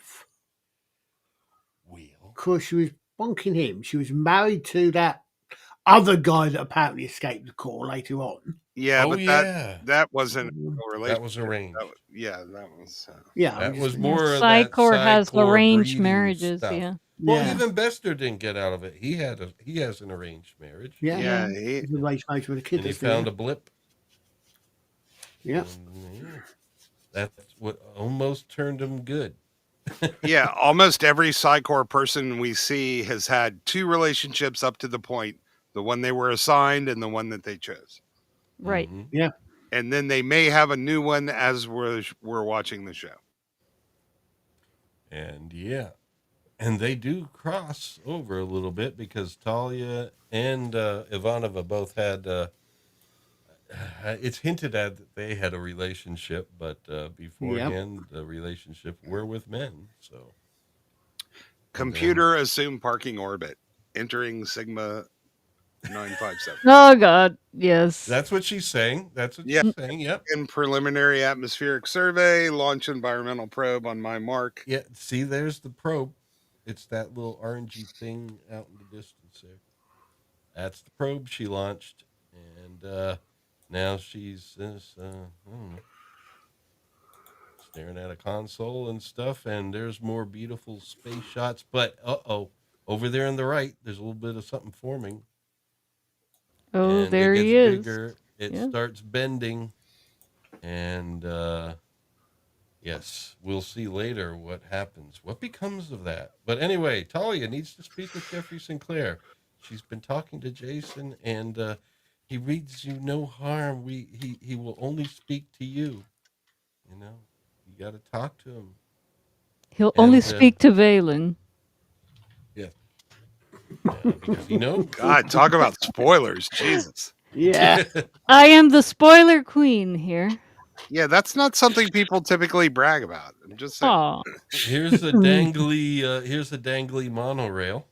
Yeah, and And one of the few great wide open station shots that we get in season yes, one. there Yeah. weren't enough of those, man. Oh, Scott. Of course. But there's the monorail going. Later, we'll see the station has some greenery down there. Here, it doesn't look as as vast as it does That later on. makes it technically an O'Neill colony, which is also what Warmer is in the series that the Arthur Clarke series, which Walmart? Yeah, Rama. Rama. It's an O'Neill Oh, cylinder, I thought you not said a. Walmart. It's Yeah, an O'Neill Rama. What do we cylinder, Rama? not an O'Neill colony. But Well, no, the O'Neill cylinder, yeah. but they make a big deal about needing all the room for agriculture for food. But it looks like, man, they got plenty, and they can also import food. So Well, they said at I- one point, I'll be spending, like when Sheridan comes aboard, he says, I'll be spending some time in hydroponics, because he wanted to grow some food there. It's like, No, he was going to spend time in the hydroponics eating. yeah, but it's like, would you say hydroponics when it's like vast? No, that's not hydroponics. That's actually real growing. Hydroponics would be indoors. I'm just saying that the rumors of shortage of growing space were slightly exaggerated. Yeah. Yeah. When you For see sure. the Kosh flight scene. But Yeah, you anyway, wonder why they banned the growing of coffee because there wasn't enough space. Yeah, they have plenty of damn Plenty of room. Yeah, that's space. my Yeah. point. Yeah. Yeah, it was a little mixed up there, but anyway, they're having a talk. And And she starts talking about, well, she didn't just start. He asked. Jason Ironheart was a former lover of hers. And she explains how it is. Do you know what it's like when telepaths make love? And he's like, no, I don't. And she says No, I'm not a things like telepath. it's mirrors all the way down. I thought that was an interesting concept. Your souls mix. Yes, your souls mix and there's mirrors all the way down. Okay. That might have been the room you were in, but I don't know. We'll see. But anyway, yeah, she's saying how close it was and everything, and he would never do anything bad like this or anything like that. He just wants to meet with you and only you, and we can get out of this situation if you just meet with him and so forth. So I don't know. I'm paraphrasing. I wonder if she might have slipped up and used the actors' real names. Only you, Michael. Only you.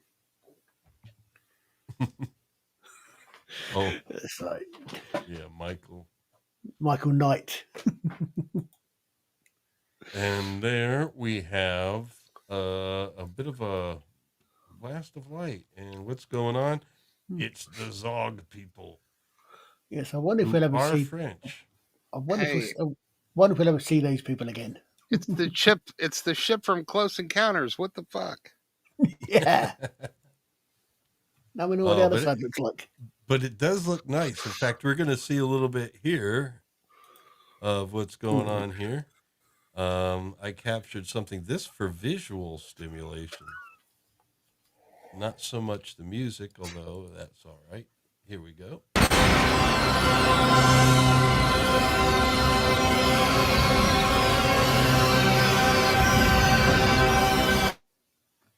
Aha. I had to keep them short, folks, but it wasn't very long because I didn't play much here. But that's what she's encountering. It is cool. It's like the pattern that they have there. It's like it's very flowery. Yeah. Well, from those pictures, it looks like petals, and it hints at organic technology, which is one of the themes in the show that the Vorlons as well as the Shadows have.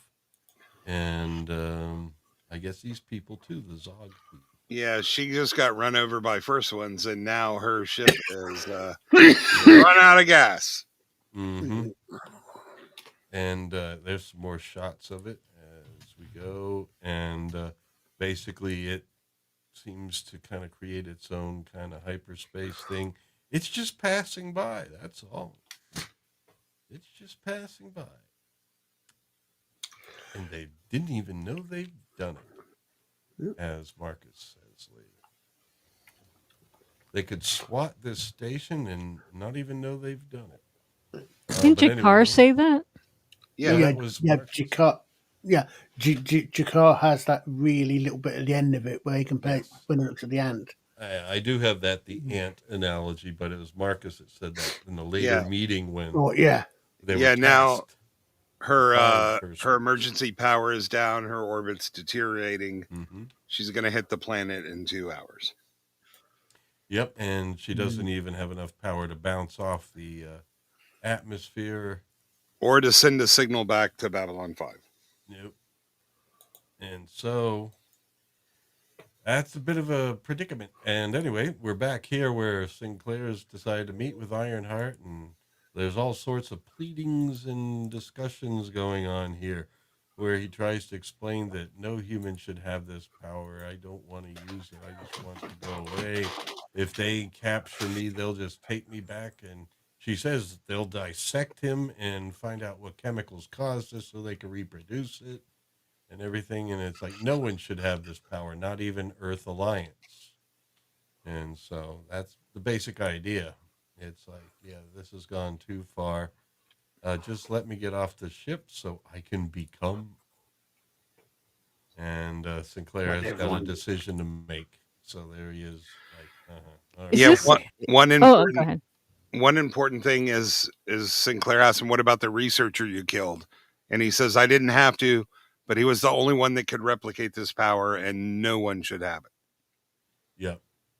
Oh, that's true. Because on the way out, he killed I guess maybe not necessarily on the way out, but basically had to kill a researcher so no one would be able to reproduce what they did. Although they pretty much found advancing him, accidentally by using acetylcholine and serotonin, excess amounts of these chemicals, and I don't know. Yeah, the part that I don't get is now. I mean, he could just Psi Corps could get him, but they couldn't hold him. He could just. I think he's just worried about collateral damage at this point. He needs to do his final transformation somewhere safe. But if Psi Corps got him, he could do that on the way home, and then he would just kill the Psi Corps people. But he doesn't even want to kill them. He really is he doesn't want to harm anybody, even the bad guys. See, it's the overacting among us that are the most selfless. You keep saying that like it's my problem, but I'm not the only one who thinks that, man. Well, he wasn't as bad as Kess on Deep Space Nine. We don't talk about Voyager. Excuse me. Yeah, we don't talk about Voyager.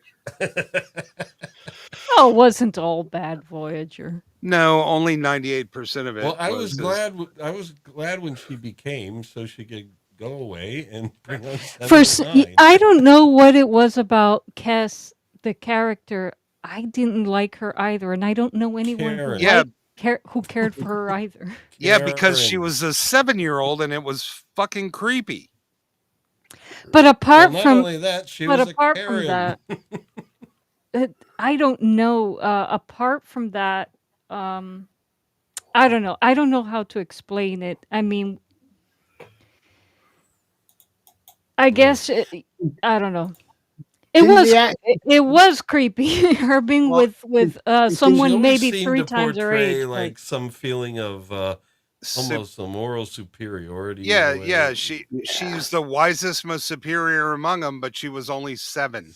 So it's like a kid acting like they know all the answers. Yeah, but then they did make that, and the fact that her speech was very short-lived. So define how long a year is in her terms for starters. Didn't the actress go on to do something?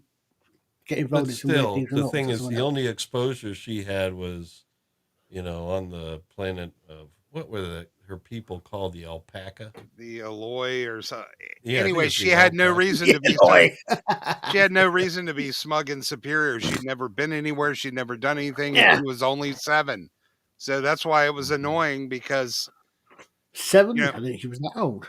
At least 7 of 9 had a reason to know everything. She was Borg, they have the knowledge of 1,000 civilizations. So. True. Also, 7 was hot, like way hot. Yes.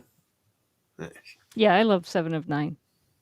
Well, back in Babylon 5, we got a radio in from Sinclair to Garibaldi and Ivanova, and they're going to do something. They're going to have your security team clear Blue 6 team to the docking bay. But did they actually tell them that it was a drill? Nope. Okay, well, then we're going to see that coming up. That was one thing I wasn't quite sure about.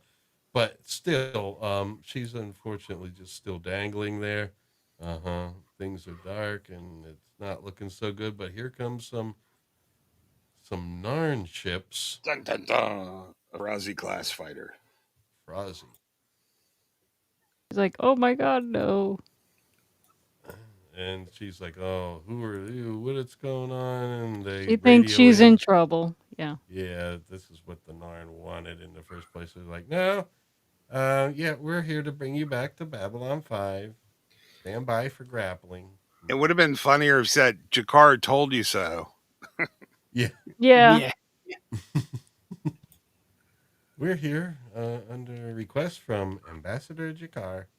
They kind of did say, they kind of did imply it. He told you so, then we pull back and let her crash into the planet.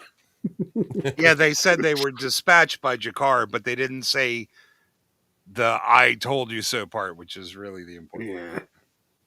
Any annoying person knows that. All right, and am I on the right thing? Nope, here we go. Here's where we have the drill. The drill? You said, what's going on for...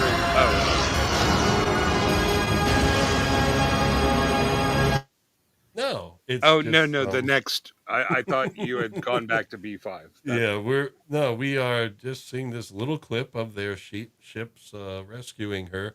I thought it was nice little synthy keyboard stuff and some ships combined together, and so that's why I did that clip. Happy music. All right, so that's where she gets rescued there, and the ships look nice. And oh, that is the end of this stack of slides. So here we go. We're on our last stack, folks. Those of you who are tired, If it we was, are if it getting into wasn't the for the home fact that stretch. I know that's AIR, I think that was I think that was the Bridge of the Liberator. The background. Yeah, what do you have going on in the background? That's AI art. Yeah. Oh, That I Yeah, yeah. that does not look like the Liberator. no, it doesn't look like the Liberator, but it is very reminiscent of it. It's a very different style, obviously, but it's still. I think it's still. Then Yeah, again, maybe it's it's a lot of reiterations of stuff as you get from this yeah, early AI crap yeah. that I use. But I suppose, to be honest, there's only so many different bridge layouts you can actually have, really, aren't there? So Yeah, now this is the drill part. They told everyone it was a drill, so these guys wouldn't know what's going on. Yeah, yeah. because the Psi Cops are reading their minds, but it doesn't really work as a diversion because they're just like looking at each other afterwards like this. Yeah. What? Doesn't make sense. This Yeah. doesn't make sense. So that's where I thought that, they must have told them it was a drill or something, and they actually believed it. It wasn't them lying, but the Psychops didn't fall for it. So anyway, they're bringing the poor Jason. he's having trouble walking because he's becoming, and Talia's helping him along. It's like, come on, don't worry. It's almost over, Jason. All right. And there he is in front of the Psi Cops. And they found him, and he's like, no, I'm not going back with you. I'm not going back with you. Please don't make me do this, or don't make me harm you, all that sort of thing. And what is that, a pom-pom behind him? Okay. Yep. Holding up his hand because he's still becoming, there's still visual effects going on, so there's still mind quaking. And, Sinclair's saying, leave him alone. But they're trying to send the code. They send a mental code, and it basically shuts him down. But it doesn't look like it's working. She's like, oh, no, they're sending the code. But it doesn't look like it's working. Nope. We see all sorts of visual effects. And, Bester's still trying to lock on. Sinclair eventually punches him. Yep. Jason is still acting out the dream. And there she is. Baywatch girl is still trying to send the code. Yeah, I'll point out that Walter Koenig is 5'5", and Michael O'Hara is 6'1", and you can really tell from some of the shots. Well, 5'5". Wow. Yeah, and Miss Kelsey Felicity Waterman, she's 5'9", so she's. Well, there we go. There's the punch. He punches out Bester. Bester kind of goes down. All this was hard to grab, but she's still standing strong, trying to bring down Ironheart with a code, but she's only one now. And there we have Ironheart is kind of blocks Talia away because it's getting serious now, and he doesn't want her to get hurt, so he blocks her away. And then she just kind of, what happens? She disappears. Are you pulling these from a standard definition video? No. I mean, I have the DVDs, but that would be too hard to grab these from the DVDs. So, I'm kind of pulling these from Flotsam Jetsam online stuff. Okay. I just noticed there's some telecine lines on some of the grabs. So, like the one from before. So it actually looks like this was NTSC broadcast. Oh, wow. but it's got the HD proportions. Yeah, but that doesn't mean you see the light. Look at the Mhm. light closely. That's definitely interlacing. Mm-hmm. And now we're approaching the sad moment of Phobos' life when he was hoping his new crush was going to be a regular on the show. No, Oh, no, but alas, no. Well, she disappears. yeah.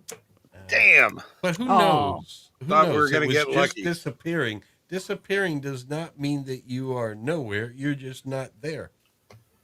the And shadows are bring her back. Notice the lights on the floor because they're in a giant tube. They go upward in the background there. Mm. Very good. Force perspective's And quite good in these as That well. is cool. Yeah. yeah, and all sorts of steam now. Give me steam. How you feel can make it real.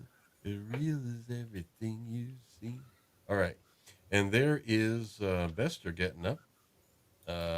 And he, oh no, we're still in the fight. I forgot it's not over yet. And he uses his PPG on Ironheart, and it doesn't quite do the trick. Yeah, it nails him, but then Ironheart comes back with the power punch, the ripples of blue energy power punch. And, Choruken! Boom. yeah, I think it's like some sort of Pokemon stuff. So, That was yeah. Street Fighter, but yeah. Oh, whatever. Yeah. All that sort of jazz. I'm getting to the end here, folks. I'm just. Oh, and then Ironheart. All right. He expends the energy and then he starts collapsing and stuff. Help me get to my ship so I can get out of here. And then he just kind of, is able to pilot a ship, fortunately. He goes out and they all go up to CNC where they can see what's going on. Ivanova says that, yeah, no, he's just kind of left the ship. He's not going to the jump gate. And she's saying, it's off the charts. The energy expulsion is off the charts. And that's where we have the ship starting to get all bright and glowy. And it transforms into something bright. And they shield their eyes, and there we Into go. early CGI. Welcome. Yeah. Early CGI. It's always off the charts on any sci-fi show. They need new charts because Yeah. Then you Yeah, and there new we go. chart, new dials. There he is. He's kind of glowing, man. Well, All they right, never we act- have our next clip here. And this is a good one. This one will really. This one will make any boats that are not floated right now. They will float. Okay, so here we go. Let's play this one. What happens? I have become. In memory of love, I give you a gift. And it's the only gift he has to give, which I had to cut off because I didn't. Yeah, and you're not telling me that's not fucking over melodramatic. Jesus, man. How else could he have said that? In though? memory of love, I give you a gift. Oh. Ah. Well, you don't kind of think overacting is kind of semi-appropriate there. Well, perhaps as you become more in touch with the musical innovations of the band Air Oh, Supply.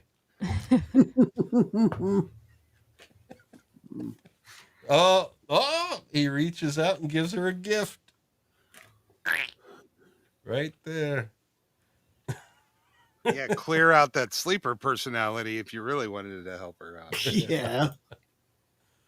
Well, she collapses and Sinclair is there to, ease her to the ground. And yeah, go ahead.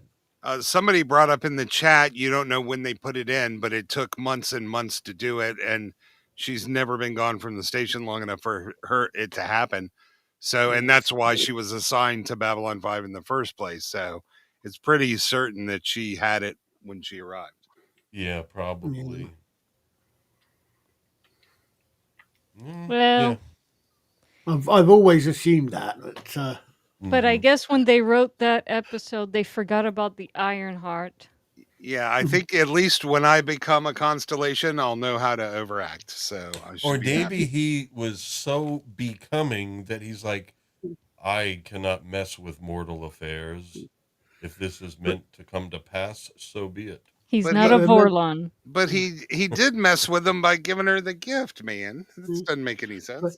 But remember, it was remember, just to move pennies around. remember, Mister, you're not going to be able to come that for a million years. Oh yeah, that's where he does say Yeah, that right I here. think that's the first time we actually hear that phrase. It is not the last. Goodbye, Well, Commander. I'll it see you in a million years. which is a real running theme through the show, by the way. Yeah, That's yeah. In a million years. Mm. yeah. I don't think my knees are gonna make it to Yeah. 80, much a million. One in a million, yeah. Yeah, I don't know. That would take some serious preservation. Although, that's I mean, another thing to the consider. interesting is being, of course, I suppose it depends how far ahead all of this was done. Because why would he expect Sinclair to be alive around in a million years? Oh, But you you know, know what we need to do? If you want to be around in a million years, maybe you can transcend the corporal form like him. There you go. That's the whole point. How? I don't know. Um, Could ask the Vorlons. yeah, yeah. you're Well, so not I'm thinking ready for is that immortality. it's when you get up to the when you get what I was thinking was when you get up to when you finally get to the very last episode, of course, Sheridan, multiple spoilers for Sheridan does get turned into something that might make him in a million. Sheridan might be around in a million years. Hmm. He might be beyond the rim, but he might still be around in a million years. It's like, yeah, he was just told he's got to rest for a time, but will he Mm. remember who he is if his consciousness ever comes to Oh, engage with? sorry, no, we're not doing King Arthur here. That's Yep. another episode. What? I'm not. It's one of talking my about- favorite episodes. Oh, yeah, Grail's fantastic. Not Grail. I mean, just kind of like if consciousness survives the life, Yeah. Yeah. does it remember what it is when it takes any kind of physical Well, form again? no, basically, he's apparently when they did that scene, Bruce Boxlight, and it kept his eyes open all the way through. No, Lord knows what he did to his eyes, but apparently he actually kept his eyes open in that light all the way through. That's not Oh, CGI. that's horrible. Oof. Yeah, That's called dedication. yeah. Yeah, he didn't turn into a constellation though. He just sort of flamed out. He's hitching a ride on somebody else's million year evolution. Yeah. That's Yeah. true. There was no body found. No. Mm-hmm. Well, Poor Dylan. Yeah. well, no. I mean, she can't see him, but he sits next to her every time she gets up for the sunrise. Yeah. And well, anyway, they're having a discussion here, and basically, Bester's gonna have to go away and tell a few lies to Earth Gov about what happened there because they're never gonna believe you. So this is what you should say anyway. And basically, the deal is you can't really blame Talia for anything. So, and Bester doesn't like it, but he's got to accept it because that's the situation. And Sinclair puts it real well. He's like, oh, and that's not the best part. He's like, you're not going to blame Talia for anything. And he's like, all right, Bester, transport leaves in 10 minutes and you better be on it. Something like that. And there we go. We're at the end of the, oh, no. The hat no. tip. Oh, yes. The hat tip. Oh, no. Mm-hmm. A little bit of sign. Mm-hmm. A little bit of sign there. I can't remember if he ever does that again. If Bester ever gives that salute again. Well, not Bester. Yeah, that's what I'm saying. Yeah, I'm not sure if Bester ever does or not. I can't remember. The guy that betrayed Garibaldi, yeah. Yeah. It's the Black Omega, like, hand jive. Yeah, the one we weren't supposed to be spoiling, that guy. Yeah. Well, we can. Yeah, Mike's Mike's in bed. gone. Look, spoilers only help people who haven't seen this to become more interested in it. Yeah. Come interested. All right, and now here she is. She's doing her little Jedi mind trick. Oh my God, I can move a penny. But I wouldn't be able to do that on the Tonight Show. Yeah, and by implication, she can kill somebody without leaving fingerprints. Now, so. Oh. Unless her gift only goes far as line of sight. Well, can you see someone's insides? I don't know. Yeah, that's something they never Psi Corps never developed was any sort of clairvoyance. That was it. Well, That was never in these. the implication is that telepathy, like if someone's in a spaceship, if you can see the spaceship, you can read their mind. So it's not really line of sight to them so much it is line of sight to whatever container they're in. Yes, Robot. Yes, Bill okay. Mooney does play Lanier. Yeah. Oh, thank you for joining us, the Electric Goat. Eclectic. Oh, sorry, Eclectic Goat. Read you wrong there. Good night, That's all Goaty. right. Earlier, I just said goat. Yeah. Thanks for joining us. Oh, man. So, yeah. So here we are, the last sequence, and we still have Catherine coming home, and she's like, hey, thanks for, helping me out. Why did you do it? And he's basically explaining that it wouldn't be efficient, or it wouldn't be. What gain would there be, in me letting you die like that? It wouldn't help anything. Is that Jeffrey Sinclair riding a scooter? What does World of Swap Shop have going on now? Yes, it's a pun. A pun. That's not. Yeah, specifically, that is a Sinclair C5. So Oh, Okay. okay. The bike is a Sinclair C5 group. I don't know By anything Sinclair. about these type of vehicles, so No, that's what I said. That's why it's something that probably only an older Brit would get, because it's a C5 was an electric bike created by a gentleman called, or brought to market by a gentleman called Sir Clive Sinclair, who was an innovator. Cool. I thought Never swap forgot. shops avatars were only designed to fuck with Mr. Brown, so he's No. not. Oh my God. Swappers, please let us know how chapter 11's going, because man, if you could have it done by next Sunday, that would yes, be fantastic. that would be fun. You want him to be bankrupt by next week?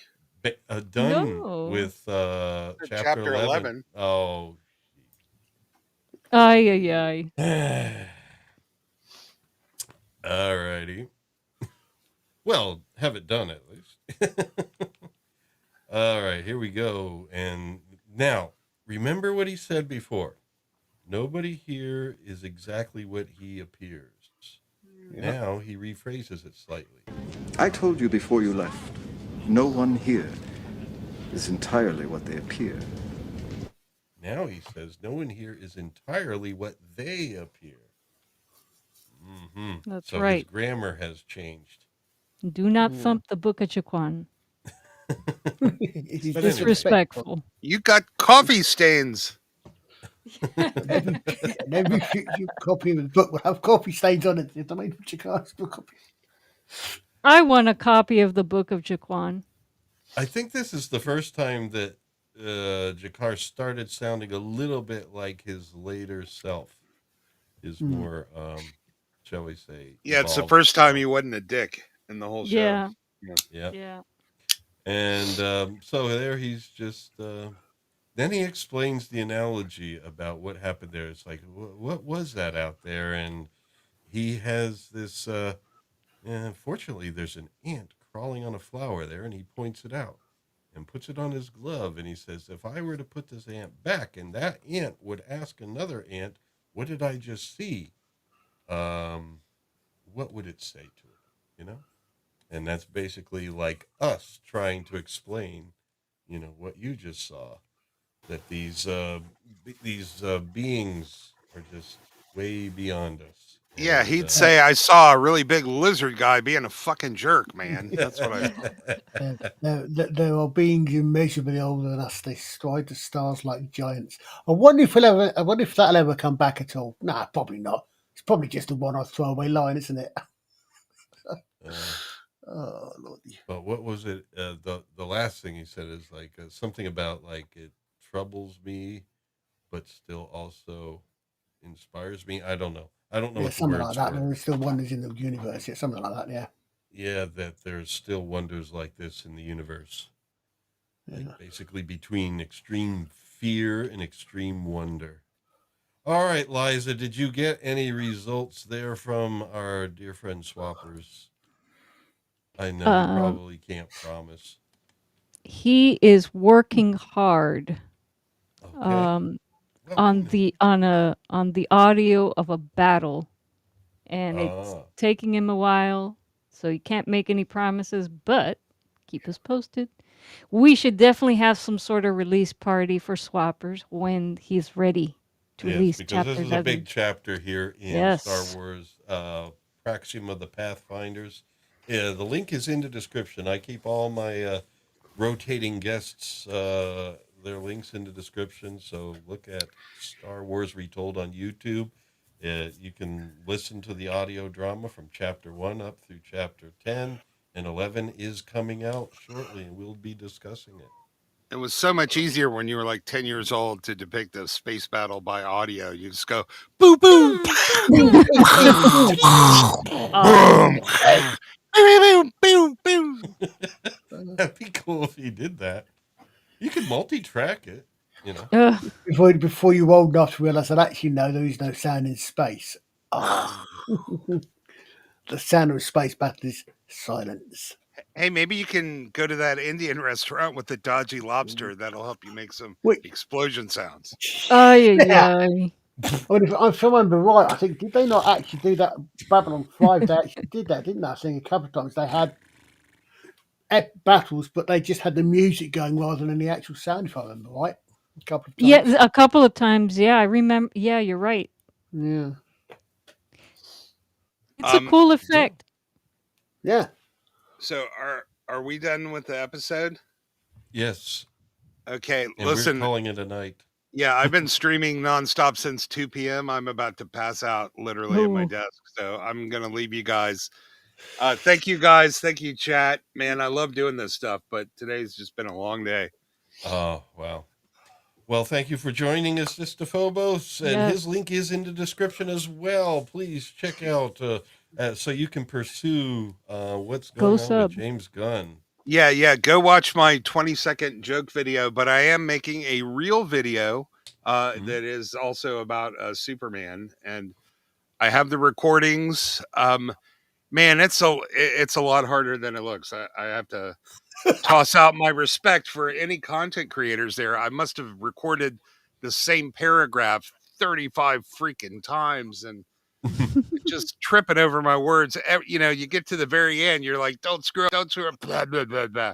So I've decided I'm just going to have the verbal flubs in it, and I'm going to make it sound a lot more, I'm going to make it sound a lot more authentic. No, what's the word for spontaneous then instead of trying to get everything right? Yeah, there's a word I'm looking for, and I'm totally boomering. It's like, not extemporaneous. That's what I'm just gonna go for that because you know what? Like, are you cleared for words that big? I am not doing this professionally. I don't need to get everything perfect. I'm not trying to make money on YouTube or anything. I'm just doing it because I wanted to do it because I hate James Gunn so much. So really, that's like hate is a great motivator, though. As much as I'm getting tired, I mean, content creation. Yeah, how much do you really hate James Gunn? Like more than I can really express. So I'll keep going for it. And the script keeps getting longer and every time somebody is like, "Well, you say this, but what do you mean?" Okay, so. I'll do another thing. It's gone from a 5-minute video to like a 17, 20-minute video at this Yeah. point. Well, My intro folks, turned out to be longer than the entire rest of the video. So. subscribe to his channel in the description so you Yep. can Go do be it. advised when that video releases. Or at the It's- very least, so YouTube has something to automatically unsubscribe you from. Because if you don't have subscriptions, they may get lonely. It's weird. James Superman's gun. It seems to be one of those films that splits fan down the middle. You know, people either seem to really like it or really dislike it. Yeah, I don't know. I really, I guess I don't watch a lot of superhero films to begin with. So, all I know is like the early, Christopher Reeve Superman. Yeah. And I think down the middle is being really generous. I think it's carved up the 20% of desperate or mentally challenged people who are like, listen, man, nobody of sound mind can possibly think this was a good movie. So sorry. Well, I didn't watch it, and I don't plan on it. I might, but I haven't seen it. But yeah, but that's really the big kicker is that most people haven't even whatever the trailer marketing, no one's really been inspired to even bother to go watch it. So yeah, there's some loud voices praising it online, but this is not a this isn't like, Democrat Republicans. There's no down the middle here. Really? Well, I mean, I'm not. Well, I would say that I would be down the haven't seen it and not really thinking about it sort of path. Yeah, but have that a passionate view. Period. Yeah, but in 1978 when it came out, man, everyone you knew had gone to see the movie. It was a cultural force of nature at the time. And the fact is, we're on Wednesdays on Mr. Brown. We're doing movies from the 60s, 70s, going year by year, and the amount of amazing movies. Like 20 or 30 just amazing movies coming out every year. Yeah. I can't even think of one or two this year. So sad. Yeah, they were better then. The writing was better, the composition, the cinematography, the editing. So yeah, don't get insulted if you liked it. We all like crap. I mean, everyone has their the comedian, everyone has their McDonald's. It could be People Magazine. It's maybe that shitty movie that you love anyway. So it's okay, but there's a difference between liking something bad and trying to convince everyone that it's a masterpiece. And that's I regularly watch The Rabbi from Another Planet, and he actually liked both Superman and Alien Earth. And he was even saying that he was talking a lot today about Alien 3, and people were complaining in chat, that it's ruining it, killing Newt off, and he was saying he actually quite liked the fact that he killed off Newt. I thought, you weirdo. Yeah, this is somebody who needs mental help, and also when he gave you those first two opinions, there's no longer any reason to listen to anything else they have to say. Yeah. I mean, look at it as music. When you've listened to Bach or something, and there's some pop song on the radio that you really loved, yeah, but it's not even the same universe. Yeah, as something like Toccata and Fugue. So, but we, I like really fancy gourmet cooking, and I like cookies or a Cheeto or something. Yeah. There's no accounting. We're allowed to like stuff or whatever, but I draw the line at trying to pretend the shit I like is really good in some way. It just happens to hit me where I live, Yeah, I mean, you just because you like something, you can still like it, and you can still admit that it's not. It's not a masterpiece. Yeah, I'm hoping people like my video, but I'm not expecting anyone to say it's good because I'm making it right now, and I know it's not going to be that good.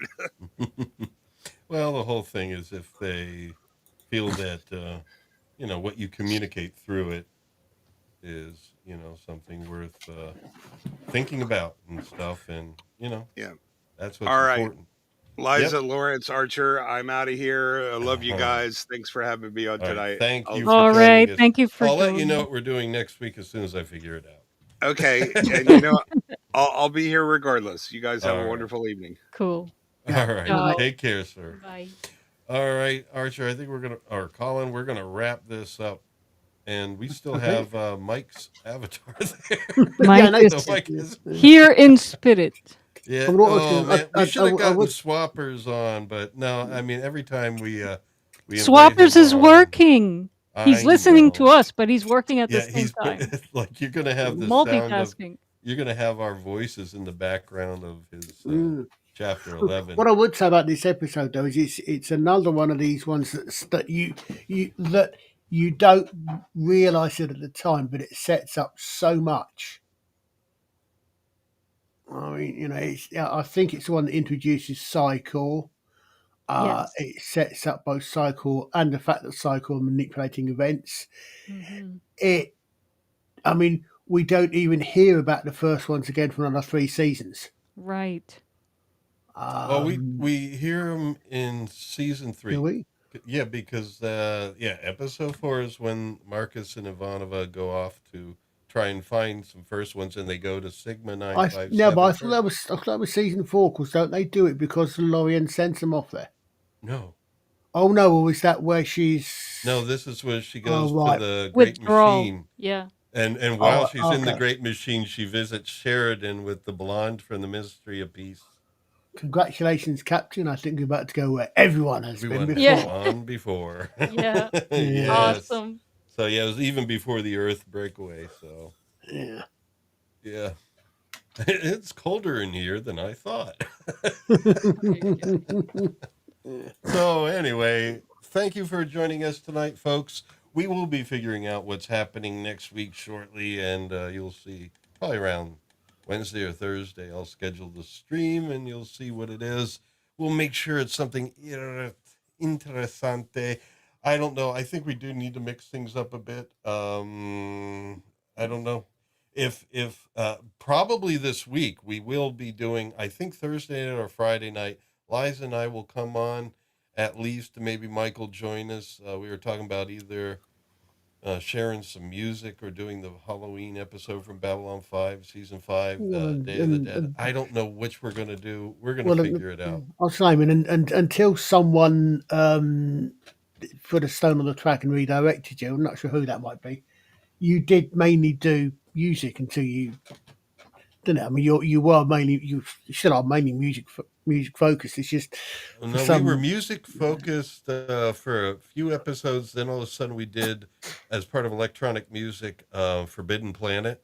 And then it was like, no, it's going to be sci-fi and music from here on out. Maybe a little fantasy too, because that's what I love. I love, music as well as science fiction and fantasy. I'm not doing this because, it seems like this is popular. And it's like, no, I really love this stuff. You do what you're passionate about, what you love talking about. But There are far more profitable niches on YouTube, and we picked this one because we love it. Exactly. I mean, I seem to recall seeing some advice. People. If you're going to be a YouTuber, first is do something and you like. Mm-hmm. Yeah. Exactly. Yeah, because you got to realize it's going to be a while of not really having any kind of income from it. So you got to have something that keeps you doing it, and that means enjoying it. Speaking of income, I do have a shameless plug quickly. Okay. Well, before the stream, I released a video for my cigar box guitar sounds and homestead vibe playlist. It is a playlist of relaxing music featuring nature recordings from our homestead and my instrument builds. Well, drop a link to that playlist in the chat. Oh, that's right. I can do that. Well, I will drop it in the chat. You guys check it out. There is a Halloween themed video that I released before the stream. So if you need a nice, healthy sleep aid, please check out my video. Well, I would Liza, appreciate it. How about we do this? How about Thursday night, because it's Thursday and sometimes I like to do a little streaming. We could do a music thing with Mike where we share some of our scary music like we did last year. And then Friday night, before B-sides, try to sneak it in there so we don't step on any feet. We could do the Day of the Dead. It would be our usual time, which is midnight in the UK. Oh, that's right. The hour change. It'll still Right. be on. I for do Friday. have a premiere scheduled, or it's going to be scheduled for Friday, We'll talk Halloween. about it. Liza and I will have to meet on this first. But We will have I will something drop this the week. link for Scott, who requested it. Thank you, Scott. Yes, we will figure out what we're doing this week. We are going to do something special around Halloween this week, so stay advised for that, and that's about it. All right, let's call it an end because we've been dragging this ending out. All right, thank you for joining us, Colin. It's been a real pleasure as usual. Yes, Thank you. always. As ever, thank you for having me. All right, and we are going to We'll see you again in a million years. How about we do this as a little bit of a close off here? And finally, here are some completely gratuitous pictures of penises to annoy the censors and to hopefully spark some sort of controversy, which it seems the only way these days to get the jaded, video-sated public off their fucking asses and back in the sodding cinema.